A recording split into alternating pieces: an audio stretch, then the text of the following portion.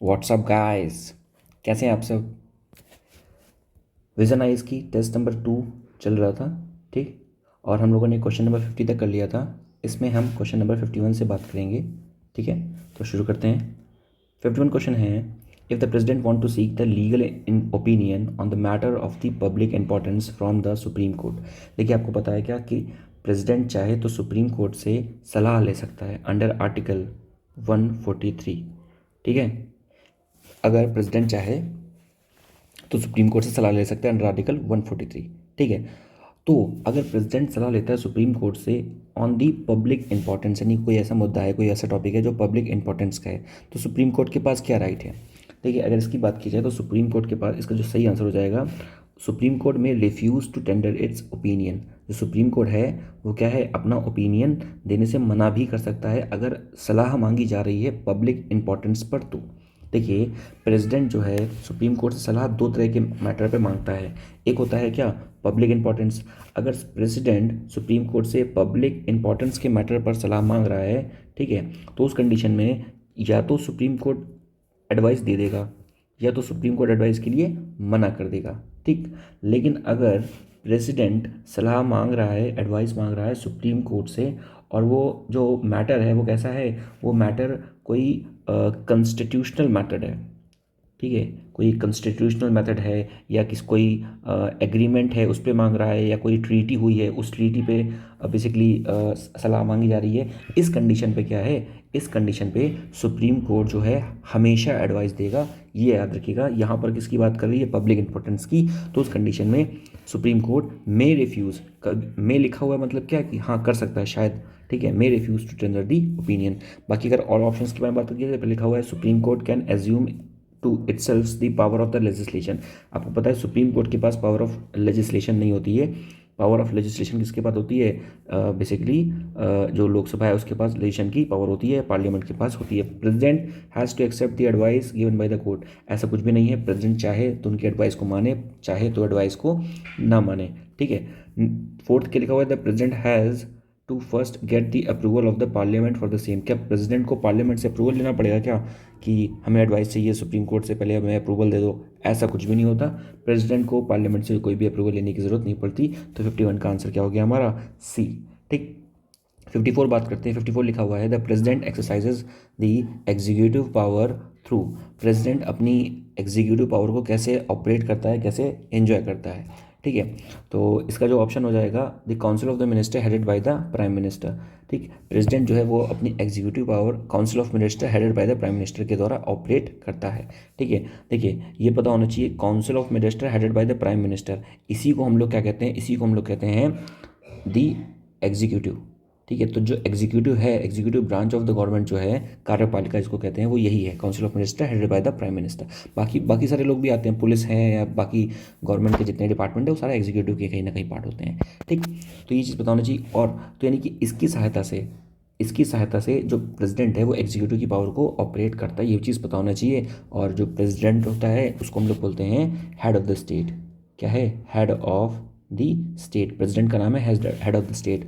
और prime minister का नाम क्या है, it is the head of the government, head of the government. तो ये पता होना चाहिए कि प्राइम मिनिस्टर को हम लोग बोलते हैं हेड ऑफ द गवर्नमेंट और प्रेसिडेंट को बोलते हैं हेड ऑफ द स्टेट, ठीक है। तो यहाँ से आपको इतनी चीज़ें पता रहनी चाहिए, ठीक। फिर हम बात करें आगे। तो प्रेसिडेंट क्या हो गया, हेड ऑफ द स्टेट, और प्राइम मिनिस्टर क्या हो गया, हेड ऑफ द गवर्नमेंट। ये चीज़ें पता रहनी चाहिए, ठीक है। और इसको हेड ऑफ द स्टेट भी बोलते हैं और टेटुलर हेड भी बोलते हैं, पपेट भी बोलते हैं, ठीक है ना। पपेट मतलब क्या होता है, कोई भी ऐसा व्यक्ति जो पपेट का मतलब हो गया जो कठपुतली है, तो उसको ऐसे ही बोलते हैं क्योंकि उसके पास कोई रियल पावर तो नहीं होती है। रियल पावर किसके पास होती है, प्राइम मिनिस्टर के पास। 53 की बात किया जाए तो Indian federalism differs from that of the federalism of the United States of the America. In this context consider the differences between the federal और the supreme court of the India and the USA. तो मतलब इस question में ये बात किया जा रहा है कि जो फेडरलिज्म है वो इंडिया का फेडरलिज्म और यूएस का फेडरलिज्म डिफरेंट है, ठीक है। तो यूएस के जो फेडरल कोर्ट है या सुप्रीम कोर्ट है, ठीक, उसके कंपेयर में इंडिया का जो फेडरल कोर्ट है सुप्रीम कोर्ट है वो कैसे डिफरेंट है, ओके। तो पहला स्टेटमेंट क्या कह रहा है, पहले लिखा हुआ है the original jurisdiction of the American supreme court is wider than the Indian supreme court. तो ये स्टेटमेंट बिल्कुल सही है। जो ओरिजिनल जुरिस्डिक्शन है अमेरिकन सुप्रीम कोर्ट का वो कहीं ना कहीं वाइडर है, ठीक है, इंडिया के सुप्रीम कोर्ट से, ठीक है। तो ये चीज़ आपको पता रहनी चाहिए। तो उस हिसाब से, और जो ओरिजिनल जुरिस्डिक्शन की बात किस में की गई है, जैसे इंडिया का में जो हमारा सुप्रीम कोर्ट में आर्टिकल है 131, वहाँ पर बताया गया है ओरिजिनल जुरिस्डिक्शन की बात की गई है, ठीक है। कौन सा करेक्ट है? तो पहला जो हो गया वो हमारा करेक्ट हो गया, ठीक। सेकंड बात करते हैं, the appellate jurisdictions of both the courts is confined to the constitutional cases, ठीक है। यानी कि दोनों के जो अपीलेट जुरिस्डिक्शन क्या होता है कि जैसे आप एक जगह पर जैसे आप लोअर कोर्ट में गए, हाई कोर्ट में गए, हाई कोर्ट में आपका काम नहीं बना तो आप फिर सुप्रीम कोर्ट जाओगे, सुप्रीम कोर्ट में अपील करोगे, इसे बोलते हैं अपीलेट जुरिस्डिक्शन। क्या बोल रहे हैं यहाँ पर कि जो अपीलेट जुरिस्डिक्शन है वो यूएस और इंडियन दोनों का कन्फाइंड है किसमें? कॉन्स्टिट्यूशनल केसेस में। ऐसा नहीं है, क्योंकि आपको पता है क्या, इंडिया में अपीलेट जुरिस्डिक्शन जो है वो हमारा सिविल केसेस में भी तो आता है, ठीक है, क्रिमिनल केसेस में भी आता है।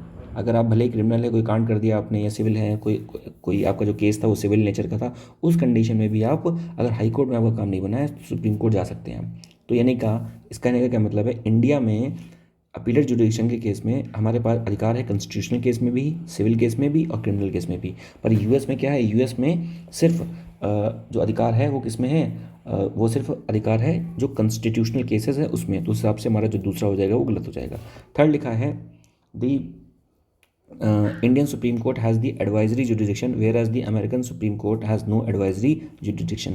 ये बिल्कुल सही है कि इंडिया के जो सुप्रीम कोर्ट है उसमें क्या है, एडवाइजरी जुरिस्डिक्शन है। जैसे हमने भी देखा कि सुप्रीम कोर्ट, जैसे प्रेसिडेंट के केस में भी देखा हमने कि अंडर आर्टिकल 143 क्या कर रहा है, प्रेसिडेंट एडवाइस ले रहा है किससे, सुप्रीम कोर्ट से, या सुप्रीम कोर्ट खुद भी चाहे तो स्वी मोटो कॉग्निजेंस के अंतर्गत किसी भी मुद्दे पर अपनी सलाह दे सकती है। तो ये भी आपको पता होना चाहिए। तो सबसे पहला और तीसरा जो हो गया हमारा, क्या हो गया सही, बी ऑप्शन 53 का सही हो जाएगा। 54 बात करते हैं, which of the following statement is or correct regarding the cabinet. Cabinet के बारे में कौन सी चीज़ें सही हैं, ठीक है। आपको पता होना चाहिए, जैसे मैंने बताया अभी, एग्जीक्यूटिव क्या होती है, council of minister headed by the prime minister, ये क्या है, एग्जीक्यूटिव है। और दूसरी चीज़ आपको ये पता होनी चाहिए कि जो काउंसिल ऑफ मिनिस्टर हैं, ये जैसे ये पूरा है, ये है काउंसिल ऑफ मिनिस्टर पूरा, इसके अंदर क्या होता है, कैबिनेट। तो ये पता होना चाहिए कैबिनेट बेसिकली है क्या, काउंसिल ऑफ मिनिस्टर का एक छोटा पार्ट है। और कैबिनेट को हम बोल क्या रहे हैं, sorry, council of minister headed by the prime minister को हम बोल क्या रहे हैं, एग्जीक्यूटिव बोल रहे हैं, ठीक है। तो यहाँ पे लिखा हुआ है कि कैबिनेट को कौन सी डेफिनेशन जो है वो डिफाइन करती है। पर लिखा हुआ है, it is the smaller body that than the council of minister. जो सही है, काउंसिल ऑफ मिनिस्टर जो है बड़ी बॉडी है, इन कंपेयर दैट जो कैबिनेट है वो स्मॉलर बॉडी है, सही स्टेटमेंट है। Its power and the functions are defined in the constitution. नहीं, ये गलत है।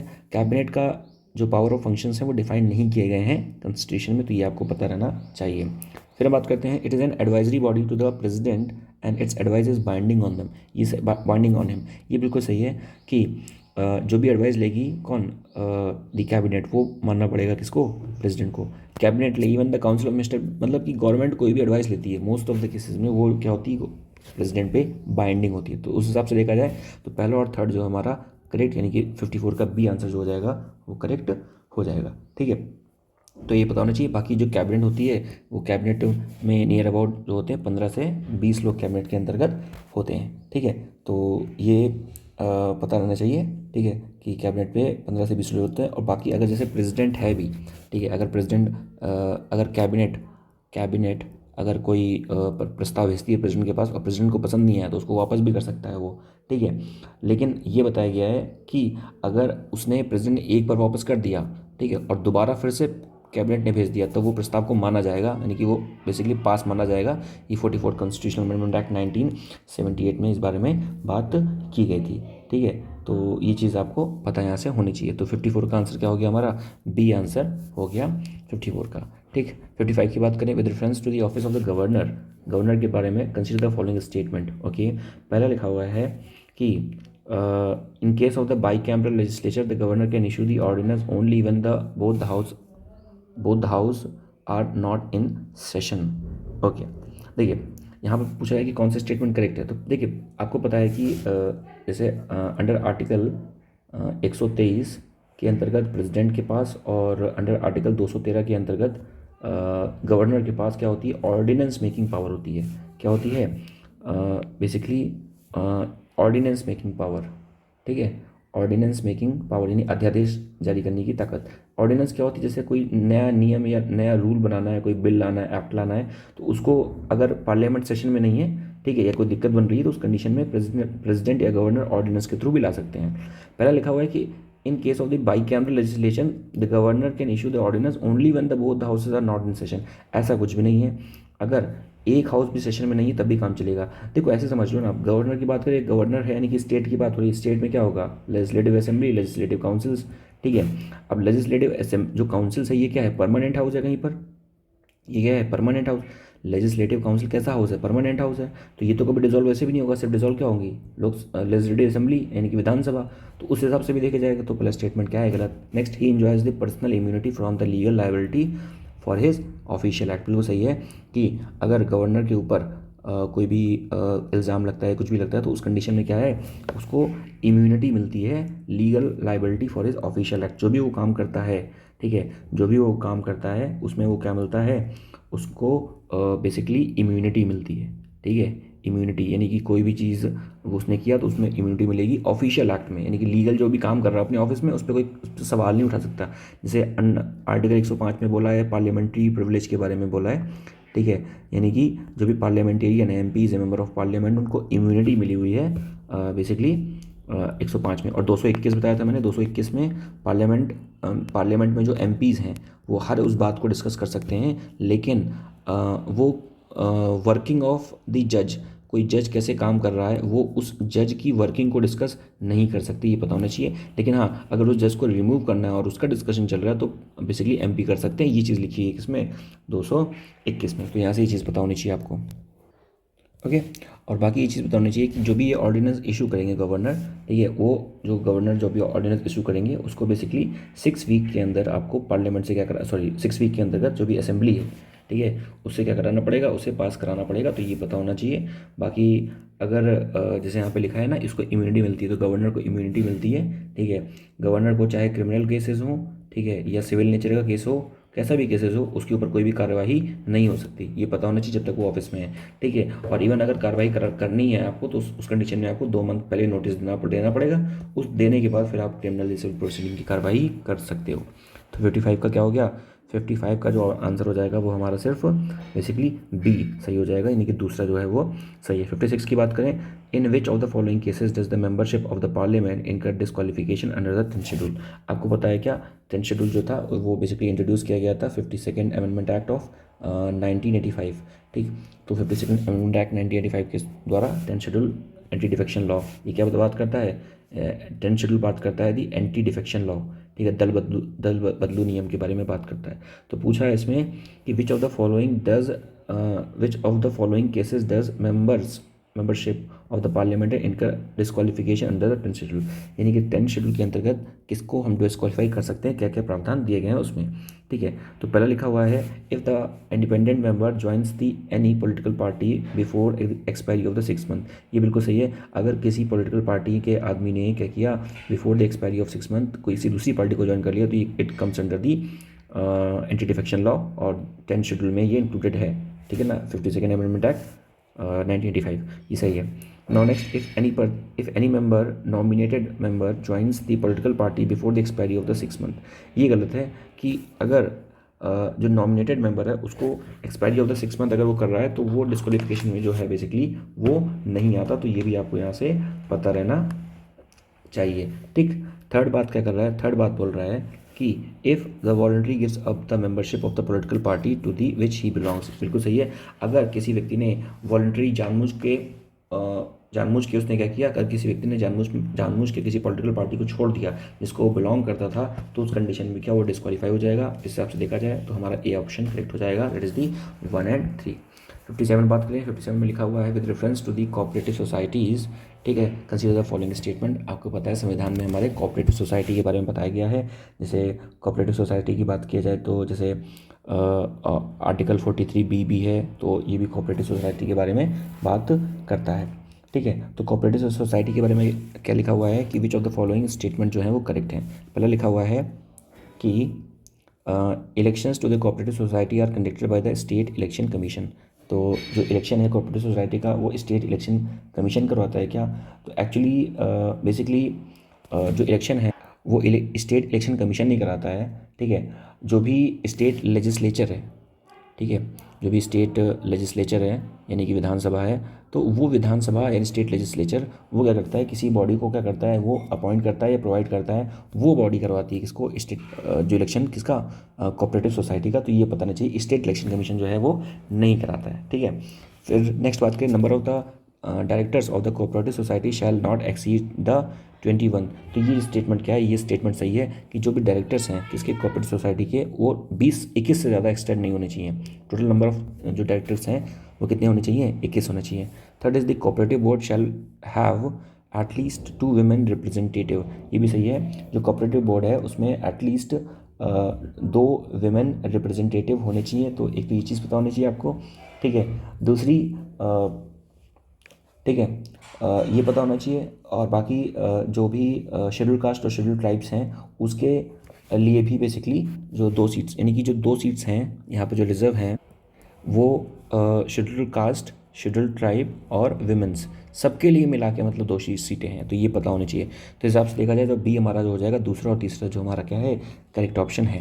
फिर बात करें 58 की, which of the following is are the discretionary power of the president. आपको पता है प्रेसिडेंट और गवर्नर के पास डिस्क्रिशनरी पावर है, तो इसमें से बात कर रहा है कौन सी discretionary power of the president में आती हैं, ठीक।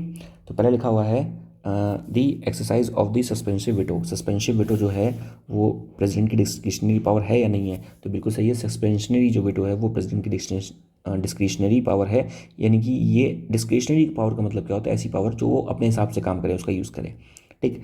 नेक्स्ट बात लिखा हुआ है कि appointment of the prime minister when know the political party has the majority in the Lok Sabha.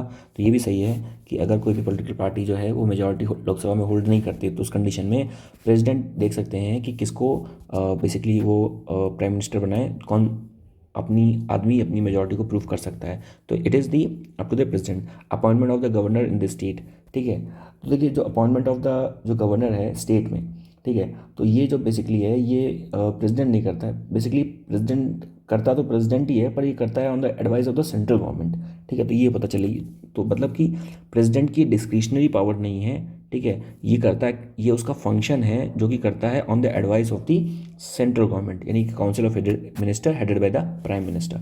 तो ये जो ऑप्शन हो जाएगा वो गलत हो जाएगा। बाकी आपको पता है कि जो विटो पावर है वो होती है प्रेसिडेंट के पास। विटो भी कितने तरह की होती है, 3 तरह की होती है। एक होती है एब्सोल्यूट विटो, और दूसरी होती है सस्पेंसिव विटो जिसकी बात यहाँ पर की जा रही थी, और तीसरी होती है क्या, पॉकेट विडो, ठीक है। अब इनमें तीनों में डिफरेंस क्या है, देखिए एब्सोल्यूट विडो का मतलब क्या होता है, एब्सोल्यूट विडो का मतलब होता है कि बेसिकली आपने जो एसेंट थी, जो बिल को सहमति देनी थी, आपने दी ही नहीं, ठीक है। तो उसे बोलते हैं क्या, एब्सोल्यूट विडो, यानी कि आपने जो एसेंट को क्या कर लिया, विद होल्ड कर लिया, पकड़ के रख लिया। तो ये होता है क्या, basically absolute window. Suspensive window का मतलब क्या होता है, इसका मतलब होता है कि आपने उस बिल को क्या कर दिया, रिटर्न कर दिया, ठीक। और पॉकेट विडो का मतलब क्या होता है कि आपने उस बिल को अपने पॉकेट में रख लिया, यानी कि आप कुछ बोल ही नहीं रहे हो, ना पास कर रहे हो, ठीक है, कुछ भी नहीं कर रहे हो, तो वो सस्पेंसिव विडो हो जाएगी, ठीक है। एब्सोल्यूट विडो की बात की जाए तो एब्सोल्यूट विडो का इस्तेमाल किसने किया था, राजेंद्र प्रसाद जो हमारे पहले प्रेसिडेंट थे, उन्होंने एक्सपेंसिव एब्सोल्यूट विडो का इस्तेमाल किया था। और उनके साथ साथ जो प्रेसिडेंट आर वेंकट रमन थे, उन्होंने भी एब्सोल्यूट विडो का इस्तेमाल किया है था, ठीक है। तो ये पता होना चाहिए। और बाकी जो पॉकेट विडो है, पॉकेट विडो का जो इस्तेमाल है वो हमारे जो प्रेसिडेंट थे ज्ञानी जैल सिंह, ठीक है। तो ज्ञानी जैल सिंह ने पॉकेट विडो का इस्तेमाल किया था। और ध्यान रखने वाली बात यह है कि जो सस्पेंसिव विडो है, ये सस्पेंसिव विडो जो है ये मनी बिल के केस में एप्लीकेबल नहीं होगी। तो ये पता होना चाहिए, मनी बिल के केस में सस्पेंसिव विडो एप्लीकेबल नहीं होगी। मनी बिल का जो प्रावधान है वो कहाँ पर दिया है, आर्टिकल 110 में मनी बिल के बारे में बताया गया। तो ये चीज़ यहाँ से इतनी पता होनी चाहिए। तो उस हिसाब से देखा तो 58 का जो करेक्ट ऑप्शन हो जाएगा वो भी, दैट इज़ 1 और 2 जो है हमारा वो करेक्ट आंसर है, ठीक है। 59 बात करते हैं, consider the following statement regarding the territorial extent of the central state legislation in India. Territorial extent के बारे में कि किसकी टेरिटरी कहाँ तक कितनी क्या आती है। पहला लिखा हुआ है, the territorial jurisdictions of the parliament is absolute in the nature for whole और any part of the territory of the India. यानी कि पार्लियामेंट का जो टेरिटरियल जुरिडिक्शन है वो एब्सोल्यूट है। तो ऐसी बात नहीं करते, पार्लियामेंट का टेरिटरियल जुरिडिक्शन जो है वो एब्सोल्यूट नहीं है, ठीक है। ये चीज़ आपको पता होना चाहिए कि जो पार्लियामेंट है बेसिकली उसका जो टेरिटरियल जुरिडिक्शन है तो वो क्या है, वो प्लेनरी नेचर का है, यानी कि एब्सोल्यूट नहीं है, ठीक है। तो इतनी चीज़ पता होनी चाहिए। नेक्स्ट लिखा हुआ है the law enacted bye the state legislature can not be applicable outside the state. ये भी गलत है। कोई भी लॉ अगर स्टेट लेजिस्लेचर का इनैक्ट किया गया है, ठीक है, तो वैसे तो नॉर्मल तौर पे जैसे एक ये स्टेट ए है और एक स्टेट बी है, ठीक है, और ये लोग बॉर्डर अपना लगा रहे हैं, नॉर्मल केस में तो ए के लॉ होंगे वो बी पे एप्लीकेबल नहीं होंगे, ठीक है। बट अगर कोई ऐसा टॉपिक है जो लिंक कर रहा है, यानी कि कहीं ना कहीं कोई नेक्सस बनाया हुआ है इन दोनों के बीच में उस टॉपिक को लेके, तो उस कंडीशन में एक के जो लॉज हैं वो दूसरे पे लग सकते हैं। तो ये चीज़ पता होना चाहिए। तो यहाँ पे लिखा था ना कि can not be applicable outside the state, can be applicable, actually उस हिसाब से देखा है दोनों ऑप्शन जो हमारे हैं वो गलत है। तो 59 का क्या हो जाएगा, डी हो जाएगा। 60 बात करते हैं। Supreme court is the court of the record, it is implies that. Supreme court जो है वो कोर्ट ऑफ रिकॉर्ड है, ठीक है। कोर्ट ऑफ रिकॉर्ड ये क्या दिखाता है बेसिकली, ठीक है। सुप्रीम कोर्ट जो कोर्ट ऑफ रिकॉर्ड है इसी को बोलते हैं contempt of court, contempt of court भी इसी को बोलते हैं। और इसका जो मेंशन है वो आर्टिकल 1, इसका जो मेंशन है, ठीक है, वो आर्टिकल 129 में शायद किया हुआ है। ओके, हाँ 129 में ही किया गया है। 129 में सुप्रीम कोर्ट को बताया गया है कि कोर्ट ऑफ रिकॉर्ड है, ठीक है। तो इसका क्या मतलब है, ठीक है। तो यहाँ पर लिखा हुआ है the judgement of the supreme court are recorded for the perpetual memory, यानी जो सुप्रीम कोर्ट की जजमेंट है उसको परपीचुअल मेमोरी, यानी कि ऐसी मेमोरी जो हमेशा बन के रहे, अगर आगे ज़रूरत पड़ी तो हम उसको जजमेंट को दोबारा देख सकें, इसके लिए रिकॉर्ड करके रखा जाता है। हाँ बिल्कुल सही ऑप्शन है कि supreme court court of record का मतलब है जितनी भी रिकॉर्ड है वो वहाँ पे हमेशा रहेंगे। आप अगर आगे चाहिए तो सुप्रीम कोर्ट उसको यूज़ कर सकता है, ठीक है, या समझ सकता है, कोई जजमेंट निकालना है तो उसकी हेल्प ले सकता है। Supreme court has the power to punish for the contempt of court, ये भी सही है। कंटेम्प्ट ऑफ कोर्ट का मतलब क्या होता है, कोर्ट की अवहेलना। अगर आपने कोई ऐसा काम कर दिया कि आप कोर्ट की बेइज्जती कर रहे हो, ठीक है, या कोर्ट की प्रोसीडिंग्स में बाधा डाल रहे हो, किसी जज को उल्टा सीधा कह रहे हो, तो उस कंडीशन में आपके ऊपर कंटेम्प्ट ऑफ कोर्ट की कार्रवाई भी चल सकती है, जिसमें आपको लगभग 6 महीने की जगह से जेल या फिर 2,000 रुपये फाइन भी हो सकता है, ठीक है। दोनों चीज़ें या फिर दोनों भी हो सकते हैं। तो ये चीज़ पता होना चाहिए। तो उस हिसाब से हमारा जो 60 का सी है वो क्या हो जाएगा, करेक्ट ऑप्शन हो जाएगा। फिर बात करते हैं दी 11th schedules of the constitution place which of the following under the purview of the panchayat, यानी कि इनमें से 11th शेड्यूल में कौन सी चीज़ें जो पंचायत के परव्यू में आते हैं। आपको पता है कि हमारे यहाँ पर संविधान में 12 टोटल शेड्यूल हैं, उसमें से जो 11वां और 12वां शेड्यूल वो इंपॉर्टेंट है। 11वां बात करता है किसके बारे में, पंचायत के बारे में, और 12वां बात करता है म्युनिसिपैलिटी के बारे में। इसके लिए अमेंडमेंट हुआ था क्या, इसके लिए हुआ था अमेंडमेंट, 93rd अमेंडमेंट हुआ था यहाँ पर, 73rd अमेंडमेंट हुआ था यहाँ पर, 74th अमेंडमेंट हुआ था, ठीक है। तो ये चीज़ पता होना चाहिए। और ये 1992 में हुआ था, ये भी 1992 में हुआ था, एप्लीकेबल हुआ था दोनों 1993 में। तो बोल रहा है कि पंचायत का जो अमेंडमेंट था तो उसमें कौन कौन सी चीज़ें जो पंचायत में आती हैं, आपको पता होना चाहिए। पंचायत में टोटल अगर बात किया जाए पंचायत में, तो पंचायत में टोटल 29 सब्जेक्ट्स आते हैं, और म्यूनसिपालिटी की बात की जाए तो म्यूनसिपालिटी में टोटल 18 सब्जेक्ट्स आते हैं, ठीक है। 61 क्या बोल रहा है कि कौन कौन से सब्जेक्ट आते हैं, तो इसमें अगर बात किया जाए तो इसमें एग्रीकल्चर भी है, ठीक है, खादी, विलेज और कॉटेज इंडस्ट्री ये भी है, ठीक है। स्लम इम्प्रूवमेंट ये नहीं है, ठीक है, ये बेसिकली म्यूनसिपालिटी में आ जाता है, तो ये पंचायत में नहीं है। और public distribution system that is the PDS, जहाँ से आपको अनाज मिलता है, ये भी है। तो हिसाब से देखा जाए सी जो है हमारा करेक्ट ऑप्शन हो जाएगा। 62 की बात किया जाए, the executive branch of the union government consist of, executive branch मैंने बताया था अभी, एग्जीक्यूटिव ब्रांच होती क्या है, एग्जीक्यूटिव ब्रांच मतलब council of minister headed by the prime minister, इसी को हम लोग एग्जीक्यूटिव कहते हैं। तो इसमें काउंसिल ऑफ मिनिस्टर तो आएंगे, बिल्कुल सही है, कोई दिक्कत वाली बात नहीं इसमें, ठीक है। और उसके बाद, ठीक है, तो काउंसिल ऑफ मिनिस्टर तो हमारे आ गए, ठीक। उसके बाद अगर बात किया जाए कि 62 में जो प्रेसिडेंट है, प्रेसिडेंट भी इसमें ही आएंगे, क्योंकि प्रेसिडेंट भी कहीं ना कहीं किसका पार्ट होते हैं, गवर्नमेंट का पार्ट होते हैं। तो ये चीज़ आपको पता रहनी चाहिए, ठीक है। जैसे गवर्नमेंट की अगर बात करते हैं तो उसमें 3 आते हैं, जैसे लोकसभा, राज्यसभा और प्रेसिडेंट, ये तीनों मिलकर पार्लियामेंट में आते हैं, ठीक है। ये गवर्नमेंट नहीं, पार्लियामेंट की अगर बात की जाए, पार्लियामेंट का मतलब क्या होता है, लोकसभा, राज्यसभा और प्रेसिडेंट। तो इसमें प्रेसिडेंट भी आएंगे, ओके।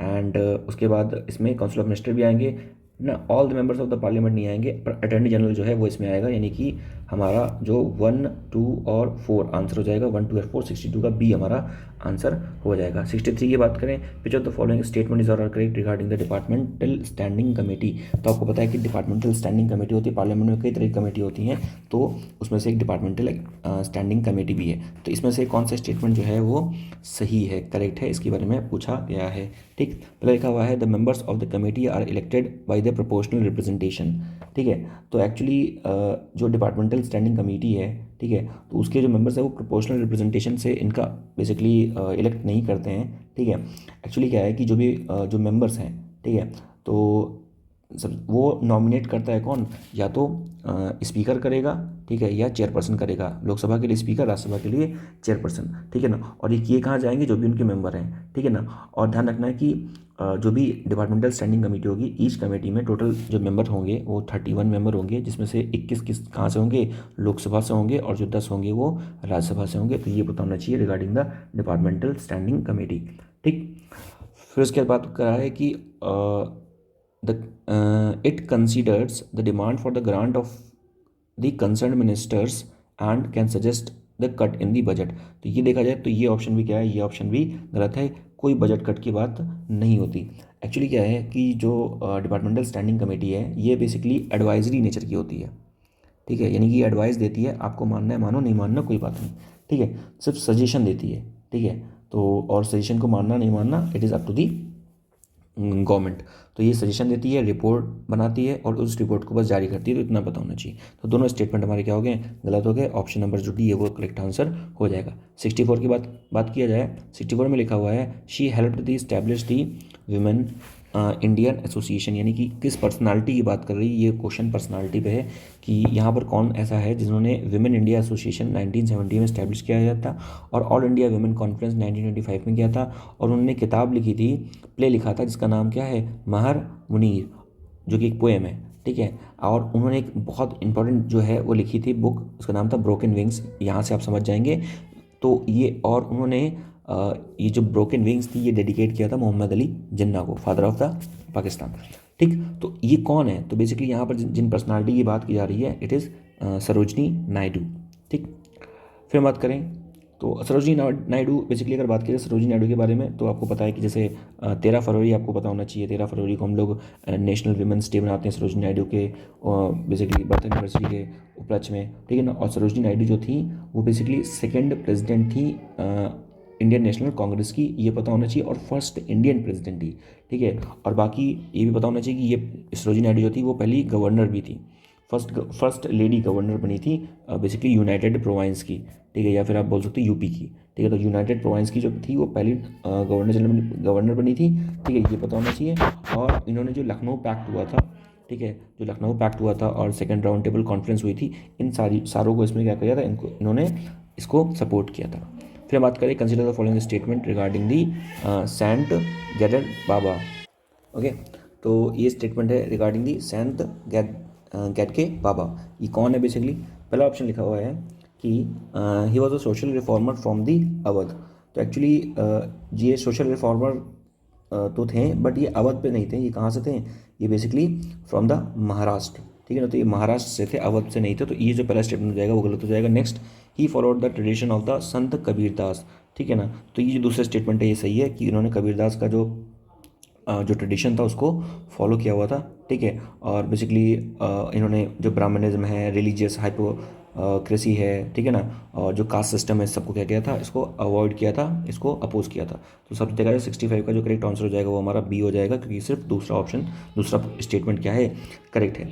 फिर बात करते हैं which of the following is और are not compulsory provisions under the 73rd amendment act of the 1982। तो कौन सा कंपल्सरी प्रोविज़न नहीं है, नॉट लिखा हुआ है इसमें। आपको पता है, मैंने बताया भी, 73rd अमेंडमेंट एक्ट जो है वो किसके बारे में बात करता है, वो बात करता है पंचायत के बारे में, जिसमें 29 टोटल सब्जेक्ट्स हैं। तो कौन सा कंपल्सरी प्रोविज़न नहीं है, ठीक। पहला लिखा हुआ है the organisation of the gram panchayat in the village और the group of the village. ये कंपल्सरी प्रोविज़न है, ठीक है। आपको पंचायत जो है वो क्या करेगी, वो हर एक गांव में उसको ग्राम सभा स्थापित करनी पड़ेगी, ये एक मैंडेट है। तो ये पता होना चाहिए, हर एक गांव में एक ग्राम सभा होनी चाहिए। और वो इस्टेब्लिश करने का काम, वो जो ऑर्गेनाइजेशन को इस्टेब्लिश करने का काम किसके पास है, पंचायत के पास है। तो पहला जो ऑप्शन हो जाएगा वो क्या हो जाएगा, करेक्ट है। हमें नॉट करेक्ट पता करना है। दूसरा लिखा हुआ है the constitution of the state finance commission, ठीक है। तो स्टेट फाइनेंस कमीशन का कंस्टिट्यूशन करना, तो ये भी कहीं ना कहीं किसका, पंचायत का में के फंक्शन में आती है। आपको पता है स्टेट फाइनेंस कमीशन जो है वो पंचायत के लेवल का जो भी है वो फाइनेंस के अरेंजमेंट को देखता है, ठीक है। जैसे स्टेट इलेक्शन कमीशन तो वही पंचायत के लेवल का इलेक्शन को देखता है। जो सिर्फ इलेक्शन कमीशन है जिसका मेंशन आर्टिकल 324 में किया गया, वो बेसिकली लोकसभा और स्टेट लेजिस्लेटिव असेंबली के इलेक्शंस को देखता है। तो ये चीज़ आपको पता रहना चाहिए। Last is giving the representation to the member of the parliament in the panchayat. ये जो है ये फंक्शन बेसिकली असाइन नहीं है किसको, पंचायत को। तो उस हिसाब से हमारा करेक्ट आंसर हो जाएगा 3। देखिए पंचायत को पंचायत सॉरी जो मेंबर ऑफ पार्लियामेंट्स हैं, एमपीज़ हैं, ठीक है, उनको रिप्रेजेंटेशन देना नहीं देना, ठीक है, तो ये basically it is up to the panchayat. तो ये चीज़ आपको पता होना चाहिए। बाकी जो स्टेट फाइनेंस कमीशन है वो जैसे मैंने बताया स्टेट फाइनेंस कमीशन है, उसको हम लोग हर 5 साल में, ठीक है ना, हर 5 साल में उसको क्या करते हैं, उसको अपॉइंट करते हैं। तो ये चीज़ आपको पता रहना चाहिए, ठीक है। और बाकी जो पंचायत है, ठीक है, उस पंचायत में बेसिकली हम लोगों ने ये पता होना चाहिए, रिजर्वेशन की बात कीजिए तो 1/3 जो रिजर्वेशन है वो किसको दिया हुआ है, पंचायत में विमेंस को दिया हुआ है, ये पता होना चाहिए। और पंचायत का जो टेन्योर है, ठीक है, पंचायत की मतलब कि यहाँ बात कर रहे हैं 1/3 रिजर्वेशन ग्राम सभा के बारे में बात कर रहे हैं, ठीक है। ग्राम सभा में 1/3 रिजर्वेशन किसको दिया हुआ है, 1/3 रिजर्वेशन ग्राम सभा में विमेंस को दिया हुआ है। और हर 5 साल में पंचायत ग्राम सभा के क्या होते हैं, यहाँ पे इलेक्शंस होते हैं। तो ये सारी चीज़ें आपको पता रहने चाहिए रिगार्डिंग द ग्राम सभा। हर 5 साल में इलेक्शन होते हैं और कहीं बीच में अगर कोई इलेक्शन नहीं हो पाया तो 6 महीने के पास के बाद तुरंत इलेक्शन हो जाएंगे, ठीक है। और बाकी पंचायत में 29 सब्जेक्ट्स है, ये पता होना चाहिए आपको। तो हमारा जो भी बी ऑप्शन हो गया करेक्ट हो गया। 67 की बात करें, which of the following is are possible reasons for the appointment of the governor rather than electing him. तो गवर्नर को अपॉइंट क्यों करते हैं, गवर्नमेंट को इलेक्ट क्यों नहीं करते हैं। देखिए अगर स्टेट के लेवल पे बात किया जाए तो स्टेट के लेवल पे हम एक आदमी का इलेक्शन करते हैं, वो कौन है, उसको इलेक्ट करते हैं, that is the chief minister.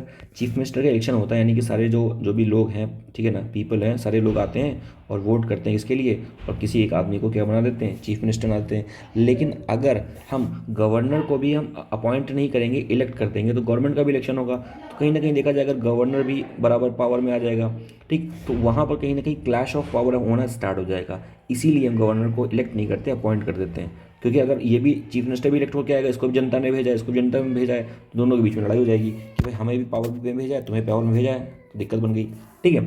तो पहला ऑप्शन क्या लिखा हुआ है कि इसमें लिखा हुआ है क्या कारण है, ठीक है, कि इसको अपॉइंट नहीं करते, अपॉइंट करते हैं, इलेक्ट नहीं करते हैं।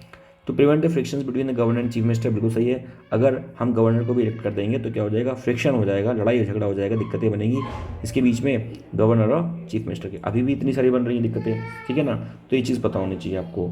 नेक्स्ट अगर बात किया जाए, reduce the election expenses involve in election process, ये भी बिल्कुल सही है। एक इलेक्शन कंडक्ट कराने में बहुत सारा पैसा खर्च होता है, तभी हम लोग बात कर रहे हैं आजकल की all one nation one election के बारे में बात कर रहे हैं, ठीक है।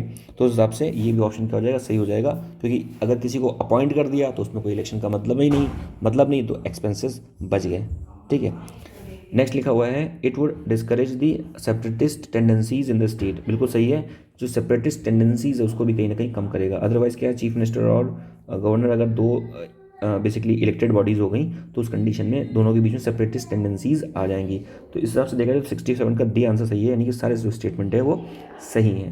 फिर बात करें with reference to the president of the India which of the following statement is are correct. President के बारे में कौन सा स्टेटमेंट क्या है सही दिया हुआ, ठीक है। पहला स्टेटमेंट क्या लिखा है, the president must act according to the aid and advice of the council of minister, ठीक है। तो ये तो बात बिल्कुल सही है कि जो प्रेसिडेंट है उसको काउंसिल ऑफ मिनिस्टर की एड एंड एडवाइस से काम करना है। Council of minister headed by the prime minister, इसी को हम लोग क्या बोलते हैं, इसी को हमने एग्जीक्यूटिव बोला है। Next is when the council of minister resigns the president act according to his own discretion. नहीं, ये बात गलत है। अगर काउंसिल ऑफ मिनिस्टर ने क्या कर दिया है, अगर काउंसिल ऑफ मिनिस्टर ने रिजाइन कर दिया है तो उसको अपनी डिस्क्रिशन से काम नहीं करना है, उसको सिर्फ गवर्नमेंट को तब तक संभालना है जब तक नया इलेक्शन नहीं हो जाए और नई गवर्नमेंट पावर में नहीं आ जाए। यानी कि अगर काउंसिल ऑफ मिनिस्टर ने रिजाइन कर दिया है तो उस टाइम जो प्रेसिडेंट है उसको सिर्फ एक केयर टेकर की तरह काम करना है। तो ये चीज़ पता होनी चाहिए। दूसरा स्टेटमेंट गलत है, पहला स्टेटमेंट सही है। तो इस हिसाब से हमारा 68 का जो हमारा ए आंसर हो जाएगा वो क्या हो जाएगा, करेक्ट हो जाएगा।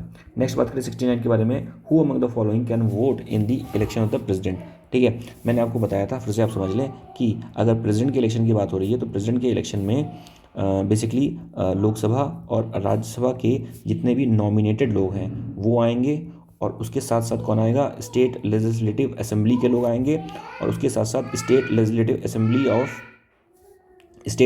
असेंबली ऑफ बेसिकली जो, ठीक है, स्टेट लेजिस्लेटिव असेंबली ऑफ जो जम्मू एंड कश्मीर है, दिल्ली है और पुदुचेरी है। ठीक है, ये तीनों आएंगी और इसको इंक्लूड किया गया था 70th अमेंडमेंट एक्ट ऑफ 1992 के थ्रू।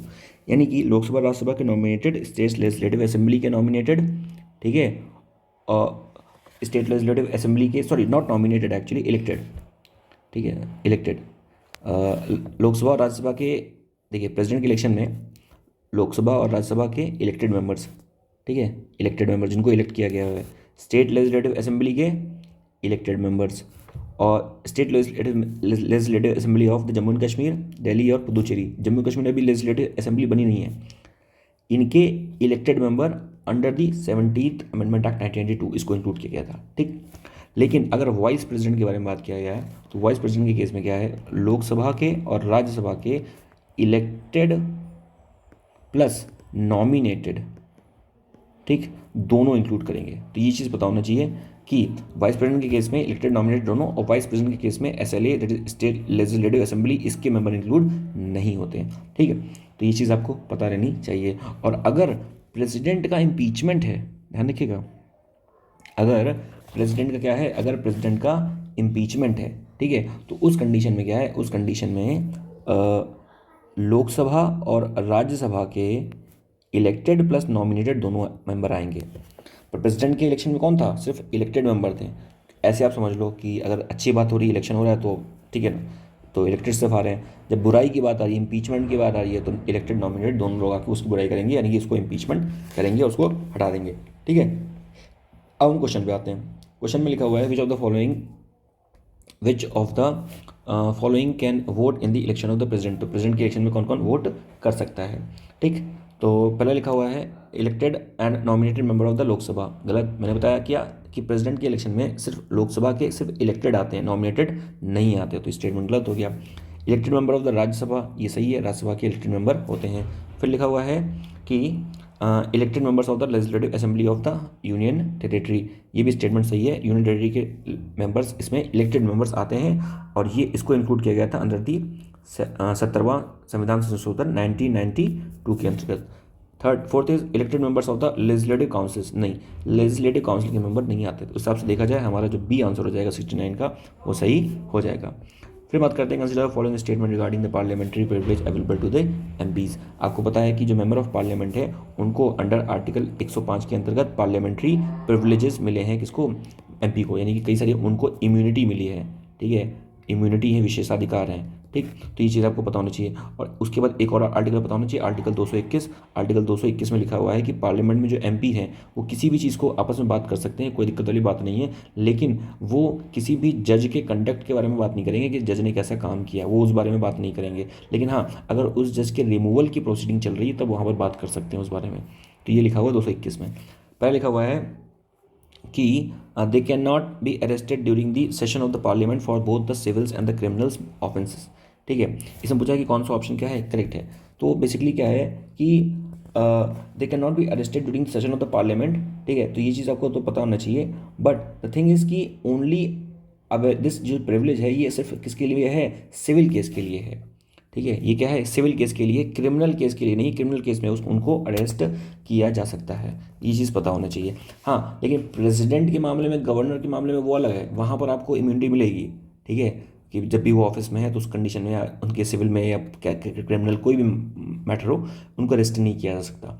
गवर्नर के केस में 2 महीने पहले आपको एडवांस नोटिस देना पड़ेगा, ठीक है। तो ये चीज़ आपको पता होना चाहिए। तो इस कंडीशन में यहाँ पर जो बात कर रहा है ना कि सिविल और क्रिमिनल मैटर में, किसी भी मैटर में उसको अरेस्ट नहीं किया जा सकता है एमपी को, ये गलत है।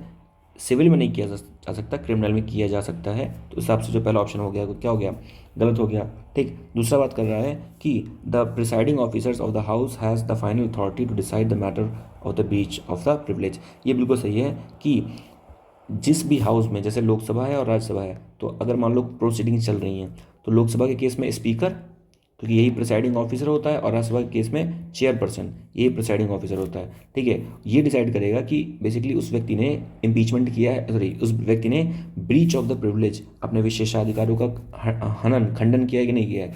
तो ये कौन डिसाइड करेगा, लोकसभा के केस में स्पीकर, और राज्यसभा के केस में चेयरपर्सन। जैसे अभी एक्सपंज की बात चल रही थी। एक्सपंज क्या है, एक्सपंज का मतलब होता है आपने जो शब्द कहा उसको कोर्ट ऑफ उसको पार्लियामेंट्री रिकॉर्ड में रखा जाए कि नहीं रखा जाए, या उन वर्ड को हटा दिया जाए।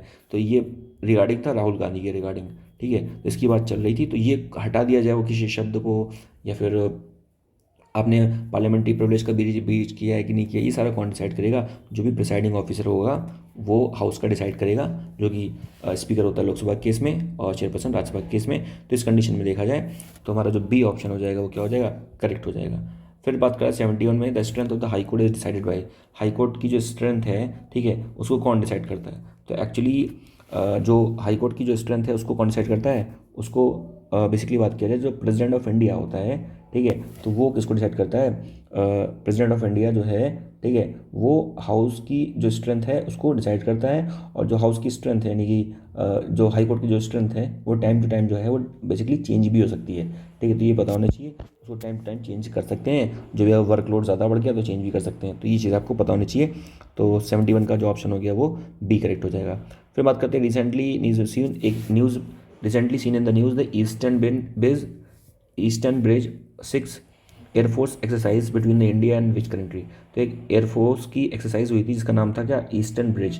तो ये बेसिकली इसके बीच में हुई थी, ईस्टर्न ब्रिज जो है वो एक्सरसाइज हुई थी इंडिया और ओमान के बीच में। तो ये आपको पता होना चाहिए। और ये जो एक्सरसाइज हुई थी ये बेसिकली जोधपुर में हुई थी, ठीक है, जोधपुर राजस्थान में हुई थी। तो ये पता होना चाहिए, ईस्टर्न ब्रिज एक्सरसाइज इंडिया और ओमान के बीच में है, ठीक है, जोधपुर में हुई थी, राजस्थान में हुई थी। तो ये चीज़ आपको पता होनी चाहिए। फिर 73 की बात करें, which of the following statement is not correct, कौन सा गलत है? When the vice president is discharging the functions of the president, यानी कि जब वाइस प्रेसिडेंट फंक्शन कर रहा है एज ए प्रेसिडेंट, जैसे प्रेसिडेंट है, प्रेसिडेंट कहीं चला गया, तबीयत खराब हो गई, कुछ हो गया, उस कंडीशन में वाइस प्रेसिडेंट प्रेसिडेंट बन गया, ठीक है। जैसे वाइस प्रेसिडेंट होता कौन है? इसको बोलते हैं ex officio chairperson of the Rajya Sabha. ये राज्यसभा का क्या होता है? एक्स ऑफिशियो चेयरपर्सन होता है, ठीक है। अब वाइस प्रेसिडेंट बन गया क्या? प्रेसिडेंट। तो यहाँ पे लिखा है कि कौन सा जो ऑप्शन है वो इनकरेक्ट है जब वो डिस्चार्ज कर रहा है अपने फंक्शन को, ठीक है। वाइस प्रेसिडेंट जब प्रेसिडेंट बना तो उसमें से कौन सा ऑप्शन जो है वो करेक्ट इनकरेक्ट है, जिसको नहीं मिलेगा चीज़ें। ही enjoys all the immunities when the available to the which available to the president of the India for his official acts। ये बिल्कुल सही है कि जो वाइस प्रेसिडेंट है उसको सारी इम्यूनिटी मिलेंगी जो एक प्रेसिडेंट को मिल रही हैं जब भी वो अपने फंक्शन को कर रहा है एज ए प्रेसिडेंट, ठीक है। तो ये ऑप्शन जो है 73 का, ये मतलब ये जो पहला स्टेटमेंट है वो क्या है? सही है। हमसे इसमें पूछा है नॉट करेक्ट, ठीक। फिर हम बात करें, फिर लिखा हुआ है next, he continues to perform his duties as a chairperson of the Rajya Sabha. नहीं, ये गलत है कि वो अपने चेयरपर्सन ऑफ द राज्यसभा को जो पद है वो छोड़ देगा। ऐसा थोड़ी ना कि प्रेसिडेंट भी बन गया, चेयरपर्सन ऑफ राज्यसभा बन गया, दो काम नहीं करेगा वो, ये छोड़ देगा। तो ये ऑप्शन गलत हो गया। थर्ड देख लें, he can pardon the sentence of the court martial. He can pardon the sentence of, हाँ ये बिल्कुल सही है। जैसे आपको पता है जो प्रेसिडेंट है वो कोर्ट मार्शल की या फिर जो डेथ पेनाल्टी है उसको क्या कर सकता है? पार्डन कर सकता है, ठीक है। तो ये ऑप्शन बिल्कुल सही है। Then he can promulgate the ordinance on the advice of the council of minister, ये भी सही है। अंडर आर्टिकल 123 वो ऑर्डिनेंस प्रोमोलगेशन कर सकता है। तो सिर्फ हमारा जो इसमें नॉट करेक्ट पूछ रहा था, तो हमारा जो बी है वो क्या था? Not correct. तो हमारा बी हो जाएगा, 73 का भी करेक्ट आंसर हो जाएगा। नेक्स्ट बात करिए, consider the following statement with reference to the provision of the panchayat extension to the scheduled area act, that is the PESA. PESA act आपने सुना होगा, पेशा एक्ट का बहुत सारा यूज़ हुआ था इमरजेंसी के टाइम पे, इंदिरा गांधी ने बहुत यूज़ किया था पेशा एक्ट का, ठीक है, ओके। तो पेशा एक्ट का बहुत ज़्यादा इस्तेमाल किया गया था बेसिकली इमरजेंसी के टाइम पे। पेशा है क्या? देखिए, पंचायत जो थी, पंचायत जो एक्ट है उसका इम्प्लीमेंटेशन हुआ था 73rd अमेंडमेंट एक्ट 1992 के थ्रू, ठीक है, जिसमें 29 सब्जेक्ट्स हैं। लेकिन पंचायत का जो एक्ट है वो शेड्यूल्ड एरिया में नहीं लगा हुआ था। जैसे आपको पता है कि हमारे यहाँ 12 शेड्यूल है, उसमें से जो पाँचवा और छठा शेड्यूल है, ठीक है, तो पाँचवा जो शेड्यूल है तो वो बात करता है किसी शेड्यूल्ड एरिया के बारे में बात करता है, ठीक है। और ये जो छठा शेड्यूल है ये भी शेड्यूल्ड एरिया के बारे में बात कर रहा है, पर ये 80 mm के बारे में बात करता है, यानी कि असम, त्रिपुरा, मेघालय और मिजोरम, इन चार के बारे में बात करता है शेड्यूल्ड एरिया के रिगार्डिंग, ठीक है। पर ये जो है पाँचवा शेड्यूल जो है इसमें सारे शेड्यूल्ड एरिया के बारे में बात करता है। पेशा क्या करता है? पेशा कुछ नहीं है, सिर्फ पंचायत का एक्सटेंशन है शेड्यूल्ड एरिया में, क्योंकि पंचायत का जो एक्सटेंशन है शेड्यूल्ड एरिया में वो थोड़ा सा दूसरी तरह से लगता है, मॉडिफाई होकर लगता है थोड़ा सा। तो ये आपको पता होना चाहिए। पहले लिखा हुआ है the provision of the act applies to the state of the north east only, ठीक है। जो इस एक्ट के प्रोविजंस है वो सिर्फ नॉर्थ ईस्ट में लगेंगे, नहीं ऐसा कुछ नहीं है। इस एक्ट की जो प्रोविजंस हैं वो सिर्फ नॉर्थ ईस्ट में नहीं लगेंगे। बेसिकली बात किया जाए कि ये मतलब कि हर जगह लगेंगे, जहाँ पर भी जो शेड्यूल एरिया है वहाँ पर ये लगेंगे, ठीक है। तो ये चीज़ आपको पता रहनी चाहिए, ठीक है। जैसे अगर बात किया जाए, स्पेशली अगर बात किया जाए कि जो 10 स्टेट्स हैं, ठीक है, जो 10 स्टेट्स हैं वहाँ पर ये स्पेशली लगता है, जैसे आंध्र प्रदेश, छत्तीसगढ़, गुजरात हो गया, है ना, हिमाचल प्रदेश, झारखंड, मध्य प्रदेश, महाराष्ट्र, उड़ीसा, राजस्थान, तेलंगाना, तो ये 10 स्टेट्स हैं, ठीक है, वहाँ पर लगता है। नॉर्थ ईस्ट में की बात नहीं करते, नॉर्थ ईस्ट में हमारे पास ये है तो ना ATMM वाला system. Next is ministry of rural development and the ministry of development of the north eastern regions are the nodal ministry for the implementation of this act, ठीक है। तो अगर इसकी बात की जाए तो बेसिकली जो ये गलत ऑप्शन जो है वो गलत है, क्योंकि मिनिस्ट्री ऑफ द पंचायत राज जो है, ठीक है, मिनिस्ट्री ऑफ पंचायत राज वो नोडल एजेंसी है, वो नोडल मिनिस्ट्री है। मिनिस्ट्री ऑफ रूरल डेवलपमेंट या ministry of north eastern region ये इसकी नोडल मिनिस्ट्री नहीं है। तो हिसाब से देखा जाए 74 भी है, दोनों ऑप्शन क्या हो गए, गलत हो गया। तो 74 का करेक्ट ऑप्शन हो गया ऑप्शन नंबर डी। फिर हम बात करते हैं 75 के बारे में। 75 बात कर रहा है consider the following statement regarding to the estimate committee, ठीक है। तो एस्टिमेट कमेटी के रिगार्डिंग ये स्टेटमेंट है, ठीक। पहले लिखा हुआ है कि it is called a continuous economic committee since it examines all the ministries and department throughout the year, ठीक। यानी कि ये क्या है, ऐसी मिनिस्ट्री या डिपार्टमेंट है जिसको कंटिन्यूस इकोनॉमिक कमेटी भी कहते हैं, क्योंकि सारा टाइम क्या करता है, सारे जितने भी डिपार्टमेंट है, ठीक है, उनका क्या करता है, उनका एग्जामिनेशन करता है, ठीक है। तो अगर इस हिसाब से देखा जाए तो ये जो ऑप्शन, ठीक है, ये जो ऑप्शन है इसको ये हमारा गलत हो जाएगा। क्यों? क्योंकि देखिए ये जो है जो एस्टिमेट कमेटी है, ठीक है, ये बेसिकली कंटिन्यूस कमेटी तो है, कंटिन्यूस इकोनॉमिक कमेटी तो है, लेकिन ये जो कमेटी है वो सारे डिपार्टमेंट्स को नहीं देखती, ठीक है, कुछ ही डिपार्टमेंट्स हैं ये उनको देखती है। और बेसिकली तो ये चीज़ पता होनी चाहिए, कुछ ही मिनिस्ट्रीज, कुछ ही डिपार्टमेंट है उनको देखती है, और वो भी रोटेशनल बेसिस पे देती है, ठीक है ना, यानी कि बार बार उनको ही देखती है। तो ये रोटेशनल बेसिस पे काम करती है, ठीक है। और बेसिकली इसको 1 साल लगता है, पूरा 1 ईयर, और उसमें जो सारी मिनिस्ट्री हैं उसको क्या कर लेती है, कवर कर लेती है, ठीक है। तो यानी कि उसका कंटिन्यूस इकोनॉमिक कमेटी तो है, लेकिन वो 1 साल में ही सारी मिनिस्ट्रीज कंप्लीट कर लेती है, और सारे डिपार्टमेंट को नहीं देखती है, कुछ ही डिपार्टमेंट्स को देखती है, ठीक है। मेंबर्स की बात की जाए अगर एस्टिमेट कमेटी की, तो जिसके जो मेंबर्स हैं, ठीक है, वो जो मेंबर्स होंगे, ठीक है, उनको बेसिकली नॉमिनेट नहीं किया जाता, उनको इलेक्ट किया जाता है, और वो सिर्फ लोकसभा से इलेक्ट होता है। तो ये बताना चाहिए कि एस्टिमेट कमेटी के जो मेंबर हैं उनको इलेक्ट किया जाता है, ठीक है, इलेक्शन होता है, इलेक्ट किया जाता है वो। और वहाँ कहाँ से इलेक्ट किया जाता है, सिर्फ लोकसभा से, राज्यसभा से इलेक्ट नहीं किया जाता, ठीक है। तो ये चीज़ आपको पता रहनी चाहिए। नेक्स्ट बात करते हैं, लिखा हुआ है it examines the budget estimate only after they have been voted by the parliament. ये जो स्टेटमेंट है वो सही है क्या, कि ये बात करता है किसके बारे में, बजट एस्टिमेशन के बारे में, कि जो भी बजट आएगा, ठीक है, तो वो उस बजट के बाद क्या हो जाएगा, बजट एस्टिमेशन के बारे में बात करता है। और उसके बाद जब वो बजट कहाँ पास हो जाता है, पार्लियामेंट में, तभी इसके बारे में जानकारी सब इकट्ठा करता है एस्टिमेट कमेटी, ठीक है। आप ऐसे बात कर लीजिए, कैग है ना, कैग, ठीक है ना, 148 article, कॉम्पिट्रोलर auditor general of India. तो कैग जो है वो अपनी जब रिपोर्ट प्रस्तुत करता है तो वो किसी को देता है, वो इसी को देता है, एस्टिमेट कमेटी को, ठीक है। तो ये पता होना चाहिए आपको, ठीक। तो यहाँ से देखा जाए तो हमारा जो 75 का जो बी 75 का जो बी ऑप्शन है वो क्या हो जाएगा, करेक्ट हो जाएगा। 76 they consider the following statement with reference to the zonal council, ठीक। जोनल काउंसिल क्या है, these are the statutory body created under the represent state reorganisation act of 1956। तो ये बिल्कुल सही है कि जो जोनल काउंसिल्स हैं उनका जो निर्माण किया गया था वो स्टेट रिऑर्गेनाइजेशन एक्ट के अंतर्गत किया गया था। और किसी कोई भी बॉडी है उसका निर्माण अगर किसी एक्ट के थ्रू हो रहा है, पार्लियामेंट के एक्ट के थ्रू, तो वो स्टैट्यूटरी बॉडी होती है। तो स्टेटमेंट हमारा बिल्कुल सही है। Next is union home minister act as the chairman of the all the zonal council, ठीक है। तो ये भी जो स्टेटमेंट है वो क्या है, सही है। जो होम मिनिस्टर होते हैं वो क्या होते हैं, होम मिनिस्टर बेसिकली जो जोनल काउंसिल होते हैं उसके क्या होते हैं, चेयरमैन होते हैं। तो हिसाब से देखा जाए तो सी ऑप्शन जो 76 का हो गया वो करेक्ट ऑप्शन हो गया। तो यहाँ से आपको क्या क्या चीज़ याद रखनी है, जैसे सबसे पहले मैंने बताया कि जो जोनल काउंसिल है इसकी जो बनी थी वो स्टेट रिऑर्गेनाइजेशन एक्ट ऑफ 1956 से बनी हुई थी। टोटल जो है वो 5 जोनल काउंसिल जो है वो टोटली बेसिकली उसको 5 जोन में डिवाइड किया गया है, ठीक है। तो ये चीज़ आपको पता होनी चाहिए, ठीक है। और जो जोनल काउंसिल इसका काम क्या है, जो कोऑपरेशन है, कोऑर्डिनेशन है बिटवीन द स्टेट्स और यूनियन टेरिटरी, ये काम करता है। या फिर अगर कोई रिकमेंडेशन देना है रिगार्डिंग दी इकोनॉमिक या सोशो प्लानिंग या लिंग्विस्टिक माइनॉरिटी, ठीक है, या कोई बॉर्डर डिस्प्यूट हो रहा है, तो इस मतलब इस तरह के जितने भी जो भी एडवाइजरी काम है, जो भी डेलिब्रेटिव काम है, वो ये काम करती है सारी। यानी कि कहीं ना कहीं ये जोनल काउंसिल है ये कैसी बॉडी है, अगर बात किया जाए तो ये एक तरह की ये एडवाइजरी बॉडी है, ठीक है। जोनल काउंसिल कैसी बॉडी है, एडवाइजरी बॉडी है। ठीक है, तो ये चीज़ आपको पता होना चाहिए। और जोनल काउंसिल का जो निर्माण किया गया था तो कैसे किया गया था, एक कमीशन था, दैट इज़ दी पुंची कमीशन। ठीक है, तो पुंची कमीशन की रिकमेंडेशन के बाद ही जोनल काउंसिल का निर्माण किया गया था, तो ये चीज़ आपको पता होनी चाहिए। ठीक है, तो ये चीज़ आपको पता होनी चाहिए। और जो जोनल काउंसिल है बेसिकली एक साल में 2 बार मिलती हैं। ठीक है, एक साल में इनकी जो मीटिंग होती है वो एक साल में इनकी मीटिंग कितनी बार होती है, 2 बार में होती हैं। और बाकी मैंने बता दिया कि कोऑर्डिनेशन के बारे में काम करती है, कोऑपरेशन के बारे में, states between the states and union territories. 76 का करेक्ट ऑप्शन क्या हो गया, 76 का करेक्ट ऑप्शन सी हो गया।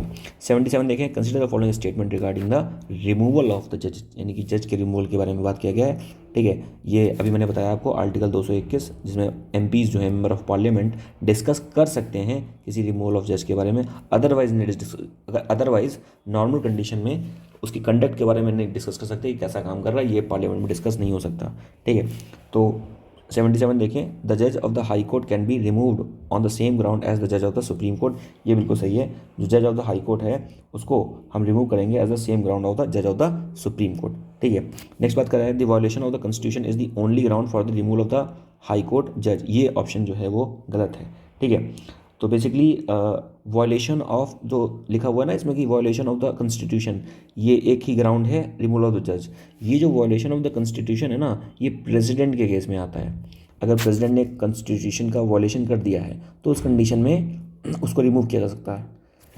हाई कोर्ट के जज के रिमूवल के लिए बेसिकली 2 चीज़ें, या तो इनकैपेसिटी हो, इनकैपेसिटी, ठीक है, या फिर मिसबिहेवियर। ठीक है, इनकैपेसिटी या मिसबिहेवियर, ये 2 काम अगर कर रहा है वो, तो उस कंडीशन में उसको रिमूव किया जा सकता है, ये पता होना चाहिए।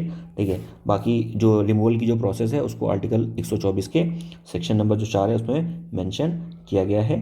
ठीक है, और बाकी जो भी इम्पीचमेंट की प्रोसेस है, ठीक है ना, जज की, उसको हमने ना मेंशन किया है, जो जजेस इंक्वायरी एक्ट है, जजेस इंक्वायरी एक्ट ऑफ 1968, उसमें इसको मेंशन किया गया है। तो ये चीज़ आपको पता रहनी चाहिए। और बाकी जो भी अगर रिमूव कर रहे हैं जज को, तो उस कंडीशन में बेसिकली जो मोशन है, ठीक है, जो मोशन है रिमूव करने के लिए, तो वो लोकसभा से पास हो सकता है, राज्यसभा से पास हो सकता है। ठीक है, अगर लोकसभा से पास हो रहा है तो उस कंडीशन में 100 आदमी चाहिए, यानी 100 मेंबर ऑफ पार्लियामेंट चाहिए हमें। राज्यसभा से रिमूव हो रहा है तो उस कंडीशन में 50 मेंबर ऑफ पार्लियामेंट से काम चल जाएगा। तो ये चीज़ आपको पता होना चाहिए। ठीक है, और उसके बाद ये जो प्रोसेस है वो आगे फॉरवर्ड कर दिया जाएगा।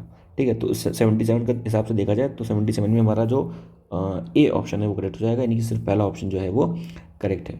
ठीक, फिर बात करते हैं 78 के बारे में, which of the following statement is are correct respect to the high court of the union territory. यानी high court of the union territory के बारे में कौन सा स्टेटमेंट सही है। आपको पता है कि कई सारी बेसिकली कई सारी यूनियन टेरिटरी हैं, कई सारी मत कहें, कुछ यूनियन टेरिटरी बोल दें, जिसमें हम बात करते हैं कि यूनियन टेरिटरी में भी क्या है, हाई कोर्ट दिया हुआ है। जैसे दिल्ली क्या है, एक यूनियन टेरिटरी जहाँ पर हाई कोर्ट दिया हुआ है।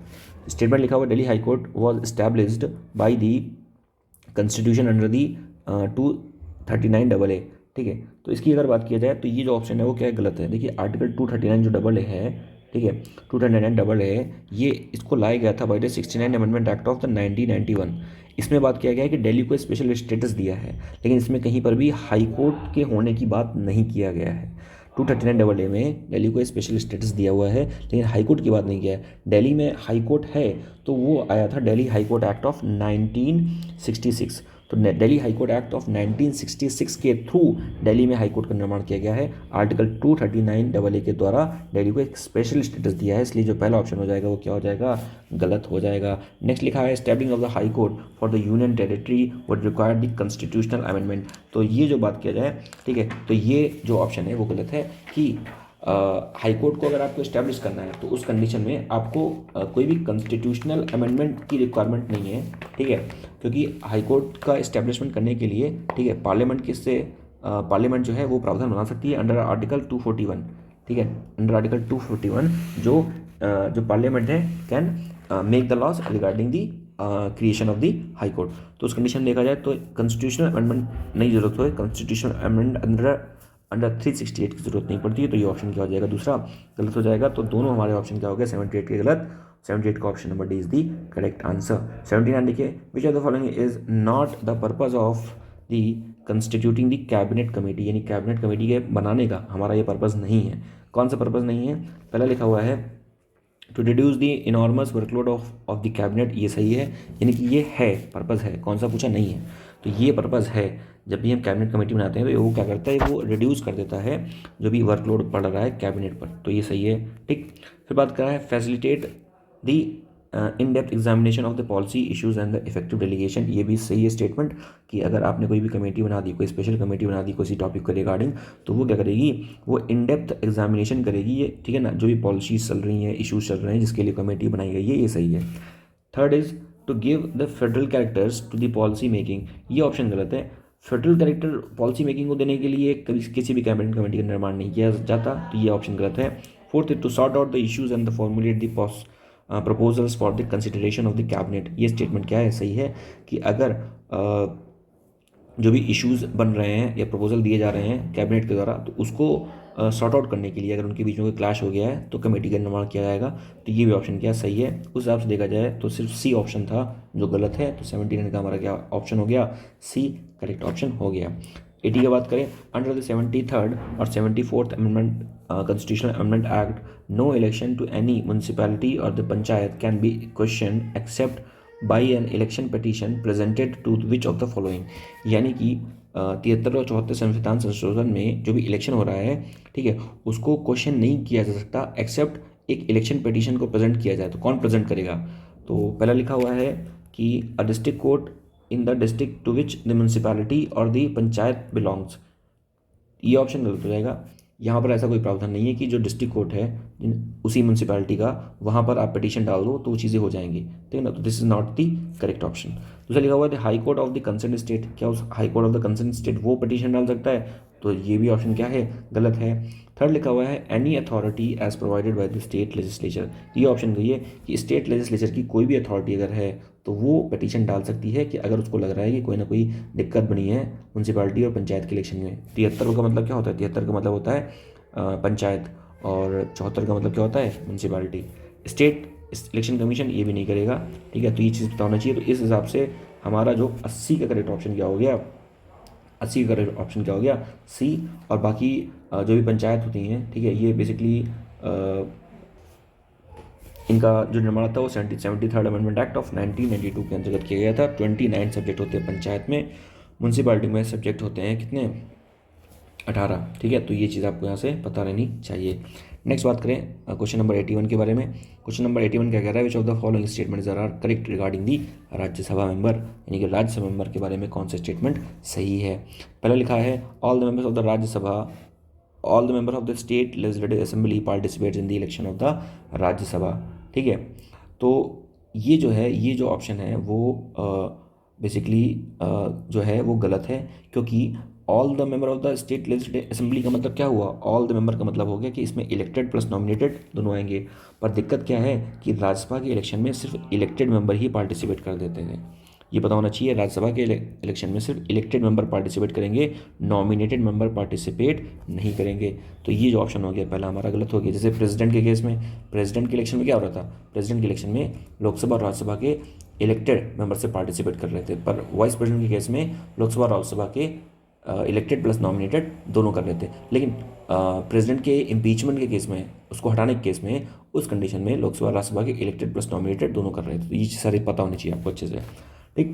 दूसरा the election of the vacant seat of the Rajya Sabha are held every 3 year, तो ये स्टेटमेंट भी गलत हो जाएगा। आपको पता है कि जो इलेक्शन होता है राज्यसभा का वो हर 2 साल में होता है, क्योंकि हर 2 साल में 1/3 जो मेंबर होते हैं वो क्या हो जाते हैं, वो रिटायर हो जाते हैं, तो ये चीज़ पता होना चाहिए। तो और इसको परमानेंट हाउस होल्ड कहते हैं, क्योंकि अभी ख़त्म नहीं होता है, यानी कभी डिजॉल्व नहीं होता, अबॉलिश नहीं होता, तो उस कंडीशन देखा जाए तो दूसरा स्टेटमेंट भी क्या गलत है, तो हिसाब से 81 का करेक्ट ऑप्शन क्या हो गया, डी, ठीक। तो यहाँ से आपको इतनी चीज़ें पता रहनी चाहिए। 82 की बात करें, the central council of the local government is chaired by who among the following, यानी कि जो सेंट्रल काउंसिल है किसकी, लोकल गवर्नमेंट की, उसको चेयर कौन करता है, ठीक है। तो बेसिकली अगर बात की जाए कि इसको चेयर कौन करता है, तो जो ministry of the housing and urban affairs है वो इसको चेयर करता है, किसको, central council of the local government, ठीक है। तो central council of the local government is chair by the ministry of the housing and urban affair, ठीक है। ये बेसिकली अगर बात किया जाए central council of the local government, इसको जो सेटअप किया गया था वो 1954 में किया गया था और इसको कंस्टिट्यूट किया गया था अंडर 268, ठीक है, अंडर 268 आर्टिकल क्या कहता है, 268 आर्टिकल बोलता है इंटर स्टेट काउंसिल के बारे में, इंटर स्टेट काउंसिल के बारे में बात करता है और उसी के अंतर्गत इसको इस्टेब्लिश किया गया था। तो ये चीज़ आपको पता होनी चाहिए, यानी कि जो central council of the local government ये क्या है, it is a constitutional body, ठीक है, तो ये पता होना चाहिए। और बाकी ये पता होना चाहिए कि ये जो central council of local government है 1958 तक ये अर्बन और रूरल दोनों गवर्नमेंट को ही कंसिडर करती थी, है ना, बट 1958 में क्या हो गया कि ये सिर्फ अर्बन लोकल गवर्नमेंट के जो मैटर्स हैं उनको डील करती है। और ये जो काउंसिल है वो बेसिकली कैसी काउंसिल है, वो एक एडवाइजरी बोर्ड है, यानी कि एक एडवाइजरी बॉडी है, सिर्फ सलाह देती है, मानना नहीं मानना अप टू द गवर्नमेंट। बाकी मैंने बता दिया it comes under the ministry of the housing and urban affair, तो ये चीज़ आपको पता रहना चाहिए, ठीक है। और अगर बात किया जाए कि जो इसका चेयरपर्सन कौन होगा या चेयरमैन कौन होगा, तो इसका जो चेयरमैन होता है वो बेसिकली कोई यूनियन मिनिस्टर होता है, ठीक है, यूनियन मिनिस्टर। तो जो यूनियन मिनिस्टर है, union minister act as the chairman of the central council of the local government, यानी कि ये इसका चेयरमैन होता है। तो हिसाब से देखा जाए 82 का जो करेक्ट ऑप्शन हो जाएगा वो हो जाएगा बी। 83 की बात करें, which of the following is और correct is which of the following is और are not an essential features of the local government, यानी कि जो लोकल गवर्नेंस है उसका कौन सा एसेंशियल यानी इंपॉर्टेंट यानी कि मेन फीचर नहीं है, नो की बात किया गया है, ठीक है। तो 83 की बात किया जाए, पहले लिखा हुआ है active participation of the citizenry, यानी कि जो लोकल गवर्नमेंट्स है, ठीक है, उसमें जो सिटीजन्स हैं वो एक्टिवली पार्टिसिपेट करें। बिल्कुल सही बात है, ये बिल्कुल सही बात है कि लोकल गवर्नमेंट का मतलब ही क्या होता है, डिसेंट्रलाइजेशन ऑफ पावर, ठीक है। तो डिसेंट्रलाइजेशन ऑफ पावर का मतलब कि power in the hands of the people, तो उस कंडीशन में जो लोग हैं वो तो पार्टिसिपेट करेंगे ही। तो ये ऑप्शन क्या सही है, लेकिन हमें बताना गलत option. Next is increase the accountability of the administration, बिल्कुल सही है कि लोकल गवर्नमेंट के पास अगर पावर आएगी तो क्या करेगा, जो एडमिनिस्ट्रेशन में है, जो मेन सेंट्रल गवर्नमेंट है, स्टेट गवर्नमेंट है, उनकी जो अकाउंटेबिलिटी बढ़ जाएगी, उनकी रिस्पॉन्सिबिलिटी बढ़ जाएगी कि भैया आपको आप आंसर देना पड़ेगा हर एक चीज़ के बारे में। तो ये क्या है, बिल्कुल डेफिनेटली इंक्रीज़ करेगा अकाउंटेबिलिटी ऑफ द एडमिनिस्ट्रेटर। दूसरा भी सही है। तीसरा लिखा हुआ है centralisation of the decision making, ये ऑप्शन गलत है, क्योंकि लोकल गवर्नेंस का मतलब ही होता है क्या, डेमोक्रेटिक डिसेंट्रलाइजेशन, ठीक है, डेमोक्रेटिक डिसेंट्रलाइजेशन। तो लोकल गवर्नेंस काम ही करती है डेमोक्रेटिक डिसेंट्रलाइजेशन में। यहाँ पूछा था कौन सा गलत ऑप्शन है, तीसरा गलत ऑप्शन है, हिसाब से बी, 83 का बी हमारा क्या हो जाएगा, करेक्ट आंसर हो जाएगा। तो बात करते हैं 84 के बारे में। Consider the following statement regarding the United nation refugee convention of the 1951। तो यूनाइटेड नेशन का जो रिफ्यूजी कन्वेंशन है 1951 का, उसके बारे में कौन सा स्टेटमेंट सही है, ठीक।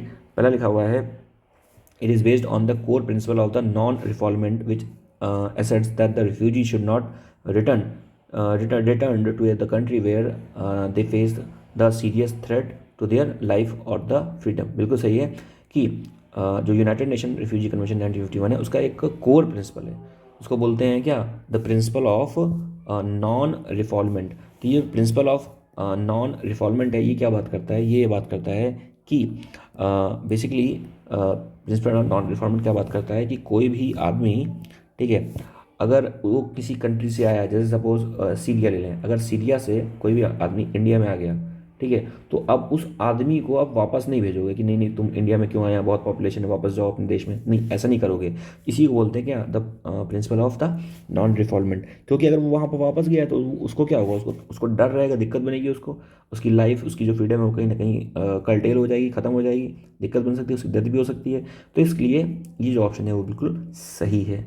दूसरा लिखा हुआ है it has not clearly defined the term refugee and anyone can declare himself or herself a refugee without any verification। तो ये ऑप्शन जो है वो गलत है, ऐसा नहीं है। Proper there are proper procedures, ठीक है, कई सारी बात किया गया है।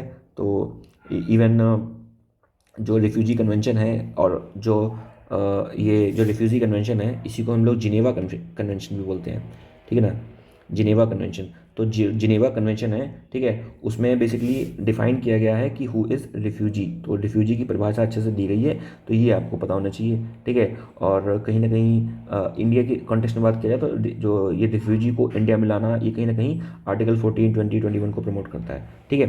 तो यहाँ से देगा तो ये चीज़ आपको पता होना चाहिए। तो रिफ्यूजी को वहाँ पर डिफाइन किया गया, इतना आपको पता होना चाहिए। तो अगर डिफाइन किया गया है तो दूसरा ऑप्शन क्या हो गया, गलत।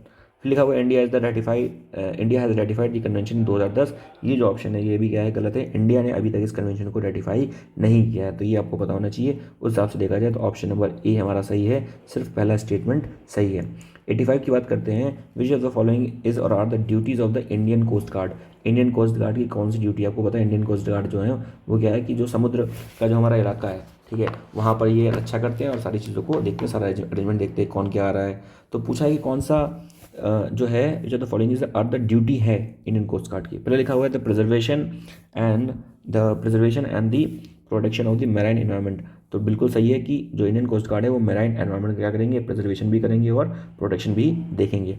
Next is preservation of the control of the marine pollution, ये भी सही है, जो इंडियन कोस्ट गार्ड है वो मैराइन पोल्यूशन का भी ध्यान रखेंगे। Next is assisting the customs and other authorities in the anti smuggling operation, ये भी सही है। अगर कहीं एंटी स्मगलिंग ऑपरेशन हो रहा है तो उस कंडीशन में भी इंडियन कोस्ट गार्ड जो है वो सारे अरेंजमेंट है वो देखेंगे। और जो भी शिप्स आ रही है पानी के जहाज के द्वारा, जो भी ड्रग्स आ रहे हैं, ड्रग कार्टेल आ रही है, तो उसको भी ध्यान रखेंगे। तो आपसे देखा जाए सारे जो ऑप्शन करेक्ट है, 85 का जो करेक्ट ऑप्शन हो गया डी।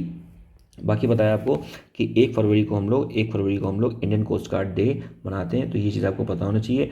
जो भी हमारे टेरिटोरियल वाटर हैं, ठीक है, तो उसकी वो रक्षा करता है। और इसका जो इस्टेब्लिशमेंट है वो किया गया था नियर अबाउट 1977 1 फरवरी।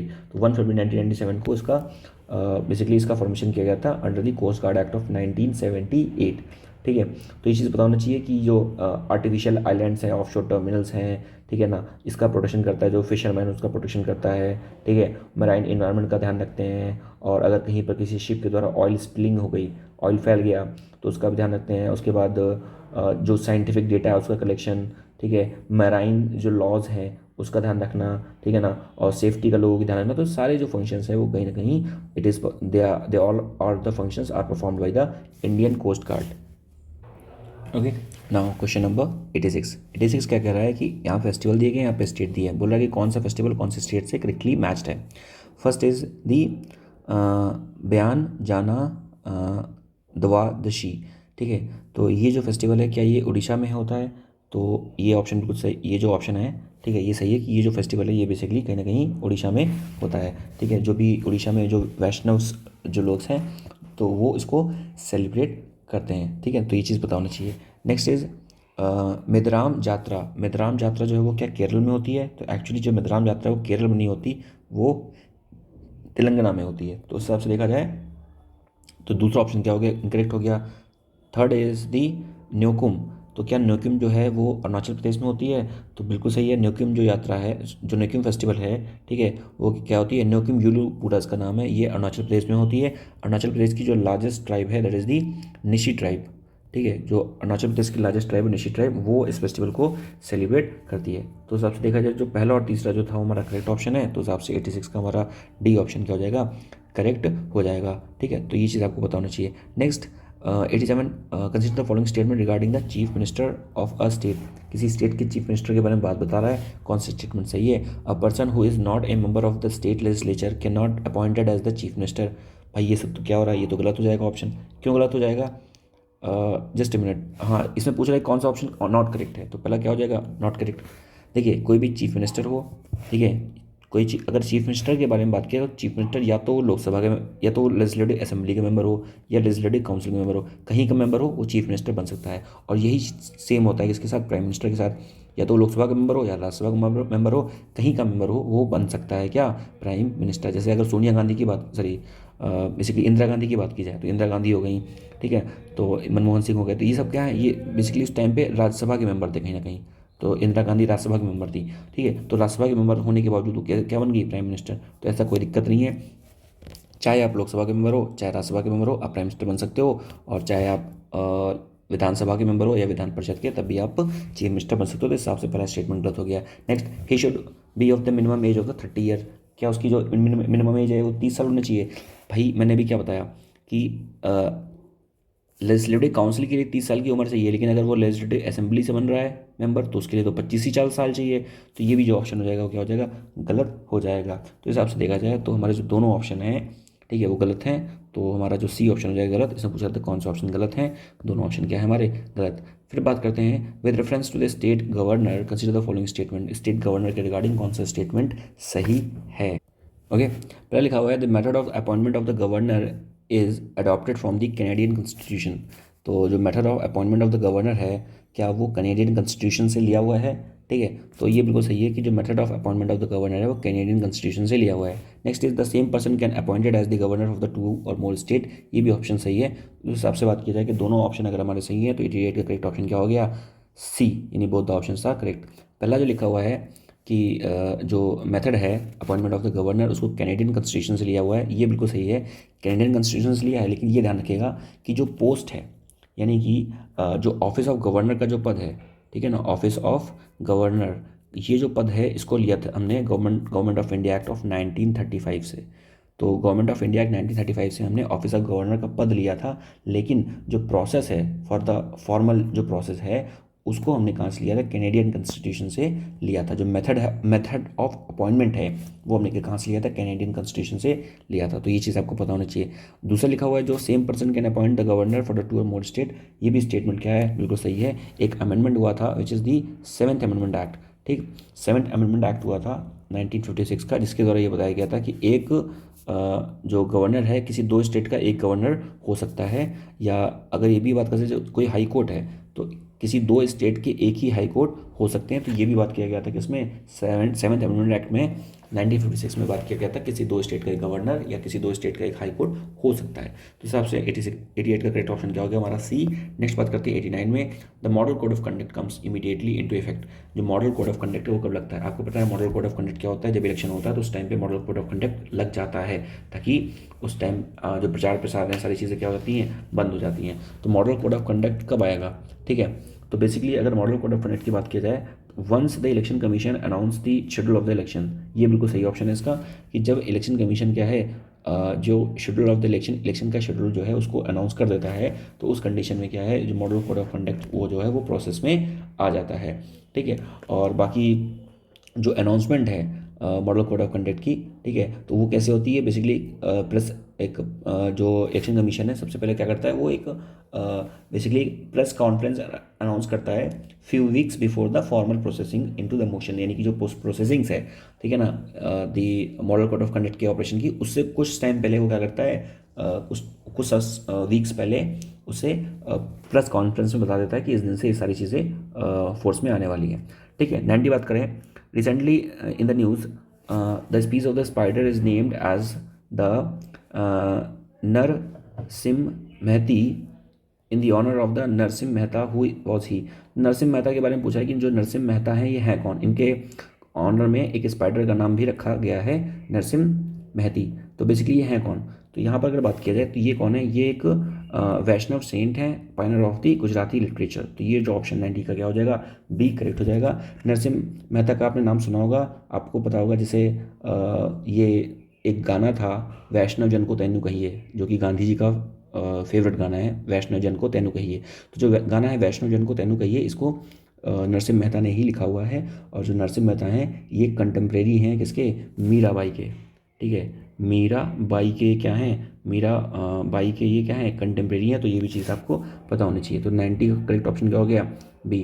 फिर बात करते हैं 91, with reference to the budgetary process in the India appropriation bill refers to. तो अप्रोप्रिएशन बिल है क्या, रिगार्डिंग दी बजटरी प्रोसेस, इसके बारे में पूछा गया है। तो ये क्या है बेसिकली, तो यहाँ पर बात करेंगे, ये क्या है, it is the authorisation to of withdrawal from the consolidated fund of India. अगर किसी व्यक्ति को यानी कि एमपी को गवर्नमेंट को कंसोलिडेटेड फंड ऑफ इंडिया से अगर पैसे निकालने हैं तो उस कंडीशन में अप्रोप्रिएशन बिल का हेल्प लेनी पड़ेगी। तो ये चीज़ आपको यहाँ से पता होनी चाहिए। तो 91 का करेक्ट ऑप्शन क्या हो गया, ए। फिर बात करते हैं 92, with reference to the power of the president. President की पावर के रिगार्डिंग कौन से स्टेटमेंट क्या है, सही है? पहला लिखा हुआ है his prior assents require to introduce the constitutional amendment bill and the money bill. ये दोनों ऑप्शन गलत है। मैंने बताया था कि मनी बिल और कॉन्स्टिट्यूशनल अमेंडमेंट बिल के केस में प्रेसिडेंट की पावर की प्रेसिडेंट की एसेंट की ज़रूरत नहीं पड़ती है, तो ये पता होना चाहिए। मनी बिल का प्रावधान 110 में है और कॉन्स्टिट्यूशनल अमेंडमेंट बिल के बारे में 368 आर्टिकल में बात किया गया है, तो ये चीज़ आपको पता होनी चाहिए। और मैंने एक और चीज़ बताया था कि जो सस्पेंसिव वेटो है, ठीक है, सस्पेंसिव वेटो जो कि प्रेसिडेंट यूज़ करता है, वो मनी बिल के केस में यूज़ नहीं करेगा। कौन? प्रेसिडेंट। तो ये आपको पता होना चाहिए। 3 तरह की वेटो होती हैं, एब्सोल्यूट वेटो, सस्पेंसिव और पॉकेट। एब्सोल्यूट में वो बिल्कुल मना कर देगा कि नहीं हम इसको पास नहीं कर रहे हैं, सस्पेंशन में उसको वापस कर देगा, और पॉकेट में उसको रख लेगा, बताएगा नहीं कुछ भी कि हम करें क्या। ठीक है, नेक्स्ट बात करें, he can nominate the 2 member to the Rajya Sabha from the Anglo Indian community. तो ये जो ऑप्शन है ये भी गलत है कि जो प्रेसिडेंट है वो राज्यसभा में 2 मेंबर को नॉमिनेट नहीं करता है, वो बेसिकली लोकसभा में और स्टेट लेजिस्लेटिव असेंबली में 2 मेंबर को नॉमिनेट करता था, यानी कि 2 को करता था राज्यसभा से और 2 को करता था स्टेट लेजिस्लेटिव असेंबली से। ठीक है, बट इसको भी क्या कर दिया गया, इसको भी हम लोगों ने बेसिकली रिमूव कर दिया गया था। ठीक है, ये जो प्रोसेस था इसको भी हमने रिमूव कर दिया गया था। और एक 4th कॉन्स्टिट्यूशनल अमेंडमेंट एक्ट आया था 2019 में, ठीक है, उसके थ्रू इसको भी रिमूव कर दिया गया था। पर आपको यहाँ से ये पता होना चाहिए एग्जाम पॉइंट ऑफ व्यू से कि आर्टिकल 331 में हमने बात किया है किसके बारे में? एंग्लो इंडियंस के बारे में। ठीक है, तो ये चीज़ पता होना चाहिए। एंग्लो इंडियंस कौन है? जो ब्रिटिश ओरिजिन से हैं, उन एक पार्टनर ब्रिटिश ओरिजिन से, एक इंडिया का, ऐसा कुछ करके। तो 92 का करेक्ट ऑप्शन क्या हो गया? दोनों स्टेटमेंट इनकरेक्ट, यानी कि 92 का करेक्ट ऑप्शन क्या हो गया? डी। फिर बात करते हैं 93 क्या लिखा हुआ है? Which among the following parliamentary privileges are mention in the constitution. मैंने बताया था जो पार्लियामेंट्री प्रिविलेजेस हैं वो आर्टिकल 105 में मेंशन किया हुआ है। तो कौन सा पार्लियामेंट्री प्रिविलेज जो है वो संविधान में मेंशन किए गए हैं? ठीक, पहला लिखा हुआ है freedom of the speech in the parliament, बिल्कुल सही है। जो पार्लियामेंट में फ्रीडम ऑफ स्पीच की प्रिविलेज दी गई है मेंबर ऑफ पार्लियामेंट्स को। Next is right of the publication of the parliamentary proceedings, कि पार्लियामेंट्री प्रोसीडिंग्स को पब्लिकेशन करने का ये प्रिविलेज दिया हुआ है क्या?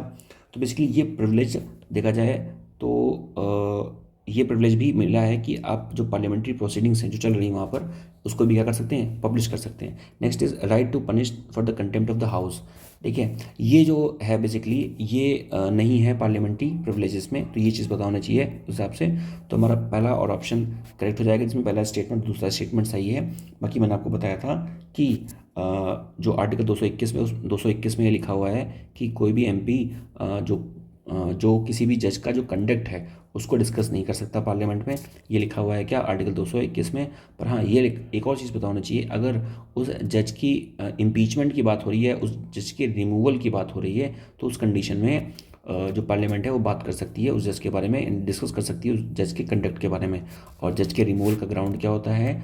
इनकैपेसिटी और मिसबिहेवियर। ठीक है, तो 93 का करेक्ट ऑप्शन क्या हो गया? ए। 94 की बात करें, 94 में लिखा हुआ है with respect to the interstate council which of the following statement is correct.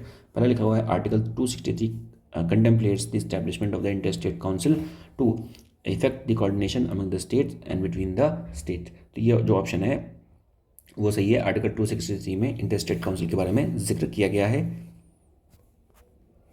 ताकि जो स्टेट्स हैं उनके बीच में कोऑर्डिनेशन बढ़ाया जा सके। ठीक है, या यूनियन टेरिटरी के बीच में कोऑर्डिनेशन बढ़ाया जा सके। Second is the decisions and the recommendations of the interstate councils are only advisory in the nature. ठीक है, जो भी इनकी जो डिसीजंस हैं वो क्या है? एडवाइजरी। कहने का मतलब क्या है कि जो डिसीजंस हैं, ठीक है, जो भी रिकमेंडेशंस दी जा रही है इंटरस्टेट काउंसिल के द्वारा, वो सिर्फ एडवाइजरी नहीं होती। ठीक है, वो एडवाइजरी के साथ साथ बेसिकली वो एडवाइजरी के साथ साथ लीगल भी हो सकती हैं, और उसके साथ और भी कई सारी रिकमेंडेशंस को इसमें इंक्लूड किया जा सकता है। ठीक है, तो सिर्फ एडवाइजरी नेचर की नहीं हो सकती हैं। ठीक है, ये चीज़ पता होनी चाहिए। इसको थोड़ा सा करेक्ट करते हैं। मैं यहाँ पे मैंने लिखा हुआ है कि ये सिर्फ एडवाइजरी नेचर की होती हैं, तो ये बिल्कुल सही है एक्चुअली। थोड़ा सा मैं इसको करेक्ट करूँगा यहाँ पे कि ये क्या है, ये एक्चुअल में एडवाइजरी नेचर की होती हैं। और एडवाइजरी नेचर में भी 2 टाइप होते हैं एक्चुअली इसके, एक होता है लीगल और एक नॉन लीगल। ठीक है, लेकिन एडवाइजरी नेचर की होती है, यानी कि जो इंटरस्टेट पूरी बॉडी है, इंटरस्टेट काउंसिल की पूरी बॉडी है, कैसी बॉडी है? एडवाइजरी बॉडी है। तो ये आपको पता होना चाहिए कि इंटरस्टेट काउंसिल की जो पूरी बॉडी है वो कैसी बॉडी है? एडवाइजरी बॉडी है। तो यहाँ से देखा जाए तो दोनों ऑप्शन क्या हो जाएंगे? करेक्ट। तो 94 का जो सी ऑप्शन हो जाएगा वो करेक्ट आंसर हो जाएगा। 95 के बारे में बात किया जाए, 95 में लिखा हुआ है which of the following statement is are correct with regard to the discussions in the parliament. ठीक, पहले लिखा हुआ है the 0 hour during zero hour the members are free to raise any matters they like in the they like is important, यानी कि zero our में वो कोई भी मैटर को रेज कर सकते हैं जो उनको लगता है कि वो क्या है, इम्पॉर्टेंट है। तो ये जो स्टेटमेंट है ये बिल्कुल सही है कि जो भी मेंबर्स हैं वो किसी भी मैटर को रेज कर सकते हैं, ठीक है, जो भी क्या है इंपॉर्टेंट है। पर ध्यान देने वाली बात यह है, जो ministers are not bound to reply, जो मिनिस्टर्स हैं वो बाउंड नहीं है क्या रिप्लाई करने के, ठीक है। तो पहला स्टेटमेंट क्या हो गया, सही। 95 दूसरे में लिखा हुआ है during the question hour ministers are bound to give the oral answers to all the type of the questions. तो ये जो स्टेटमेंट देखा जाए, ये स्टेटमेंट वैसे तो गलत है, क्योंकि यहाँ पर लिखा हुआ है ना कि they are bound to give oral answer to all the question type of the question. ये स्टेटमेंट इसलिए गलत है क्योंकि क्वेश्चन आवर के केस में दो तरह के क्वेश्चन आते हैं, ठीक है। एक होता है स्टार्ड क्वेश्चंस, एक क्या होता है, एक होता है अनस्टार्ड क्वेश्चंस, ठीक। तो स्टार्ड क्वेश्चन के केस में इसमें एक स्टार का मार्क बना रहता है ऐसे करके, ठीक है, स्टार का मार्क ऐसे बना रहता है। तो इस स्टार के क्वेश्चन में क्या होता है, स्टार के क्वेश्चन में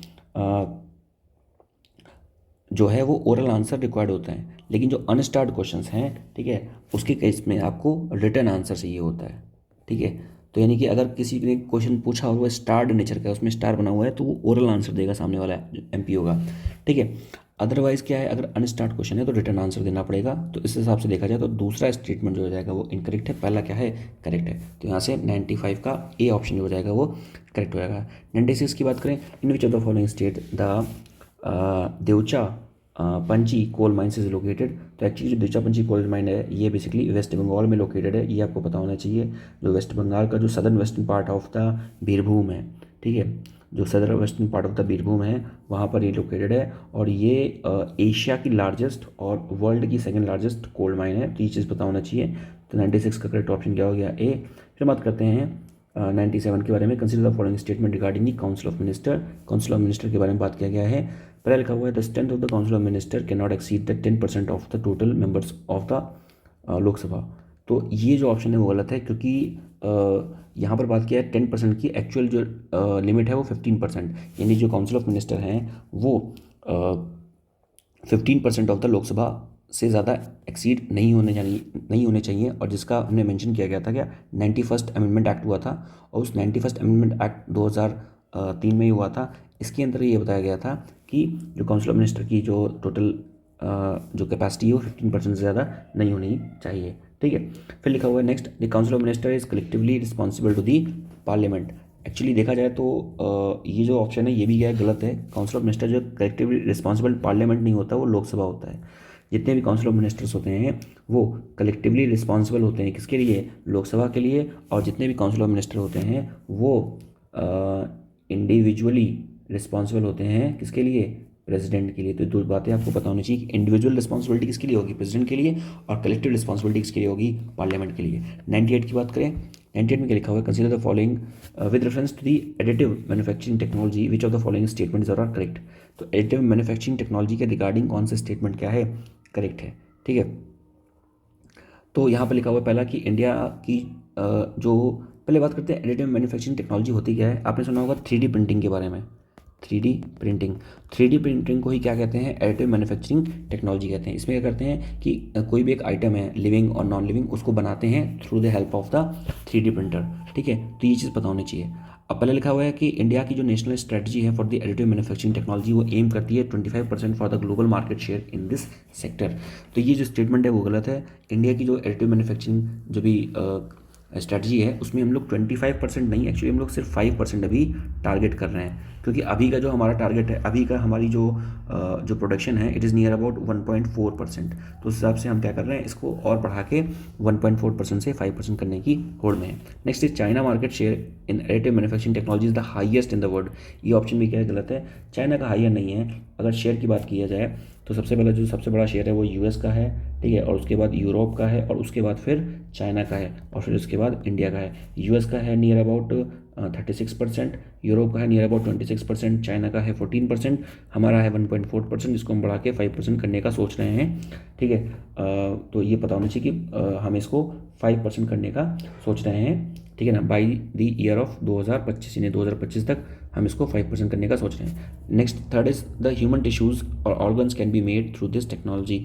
ये जो ऑप्शन है ये बिल्कुल सही है कि ह्यूमन जो टिश्यूज़ हैं और जो ऑर्गन्स हैं उसको हम इस टेक्नोलॉजी के द्वारा, that is the additive manufacturing technology या इसको 3D प्रिंटिंग के द्वारा हम इसको बना सकते हैं, ठीक है। तो और इसको इसके और कौन कौन से नाम है, एक इसको 3D प्रिंटिंग कहते हैं, दूसरे इसको एडिटिव मैन्युफैक्चरिंग टेक्नोलॉजी कहते हैं, और इसको हम लोग बायो प्रिंटिंग भी कहते हैं। तो इस यहाँ से देखा जाए तो हमारा जो 98 का जो पहला ऑप्शन है A3 वो हमारा क्या हो जाएगा, करेक्ट ऑप्शन हो जाएगा। फिर बात करते हैं which of the following statement are correct regarding the office of the prime minister. ठीक, पहले लिखा हुआ है कि he hold the office during the pleasure of the president, यानी कि जो प्राइम मिनिस्टर है वो ऑफिस को होल्ड करता है during the pleasure of the president. तो ये जो ऑप्शन है ये अगर 99 में बात करें तो ये जो ऑप्शन है क्या सही है कि जो भी ऑफिस है उसको होल्ड करता है during the pleasure of the president. Next is resignation of the prime minister automatically dissolve the council of minister. ये भी क्या है, सही है। अगर प्राइम मिनिस्टर ने रिजॉल्व कर दिया तो पूरी काउंसिल ऑफ मिनिस्टर क्या हो जाएगी, वो भी उसका भी रेजिग्नेशन माना जाएगा। तो 99 का बात किया जाए कि दोनों ऑप्शन क्या हैं हमारे सही हैं। बाकी मैंने बताया था council of minister headed by the prime minister, इसी को हम लोग क्या बोलते हैं, इसी को हम लोग बोलते हैं एग्जीक्यूटिव, ठीक है, कार्यपालिका। फिर बात करते हैं लास्ट क्वेश्चन क्या है, which of the following statement is और are the executive power of the Lok Sabha. Lok Sabha की एग्जीक्यूटिव पावर क्या है, ठीक है। तो अगर इसकी बात किया जाए तो लिखा हुआ है the vote of the demand for grant. जो लोकसभा है वो डिमांड जो भी ग्रांट है, ग्रांट मतलब पैसा, उसके लिए क्या कर सकती है, वोटिंग कर सकती है। तो ये ऑप्शन क्या है, सही है। Introduction of the constitutional amendment bill, देखिए जो कॉन्स्टिट्यूशनल अमेंडमेंट बिल है वो ऐसा नहीं है कि सिर्फ लोकसभा में आएगा, वो बेसिकली कहीं भी आ सकता है, या तो लोकसभा या राज्यसभा कहीं पर भी वो इंट्रोड्यूस हो सकता है। तो ऐसा जरूरी नहीं, तो हिसाब से देखा जाए तो दूसरा ऑप्शन क्या हो गया, गलत। थर्ड बात क्या है कि creation of the all India services, ठीक। तो ऑल इंडिया सर्विसेज के केस में बेसिकली बात किया जाए तो ये लोकसभा नहीं होती है, राज्यसभा होती है। राज्यसभा को पावर है किसमें, ऑल इंडिया सर्विसेज के केस में। जैसे IAS IPS क्रिएशन नहीं, अगर ऑल इंडिया सर्विस क्रिएट करनी है तो राज्यसभा क्रिएट कर सकती है अंडर आर्टिकल 312। तो ये भी क्या हो जाएगा, लोकसभा का ये राइट नहीं है। तो यहाँ से देखा जाए सिर्फ पहला सही है, उस हिसाब से ये एक और अच्छा हो गया। तो 100 का जो करेक्ट ऑप्शन क्या हो गया, A। तो यहाँ से हमारी टेस्ट सीरीज़ जो है विजन नाइज की जो सेकंड टेस्ट है वो खत्म हो गया। इसके बाद थर्ड टेस्ट स्टार्ट करेंगे। आपको ये सीरीज़ कैसी लगी प्लीज़ आप कमेंट सेक्शन में ज़रूर बताएं। अगर वीडियो अच्छी लगी हो तो उसको लाइक करें और अपने दोस्तों से और बाकी फैमिली मेम्बर से इसको शेयर करें और चैनल को सपोर्ट करें। और till then take care, good bye, जय हिंद, जय भारत।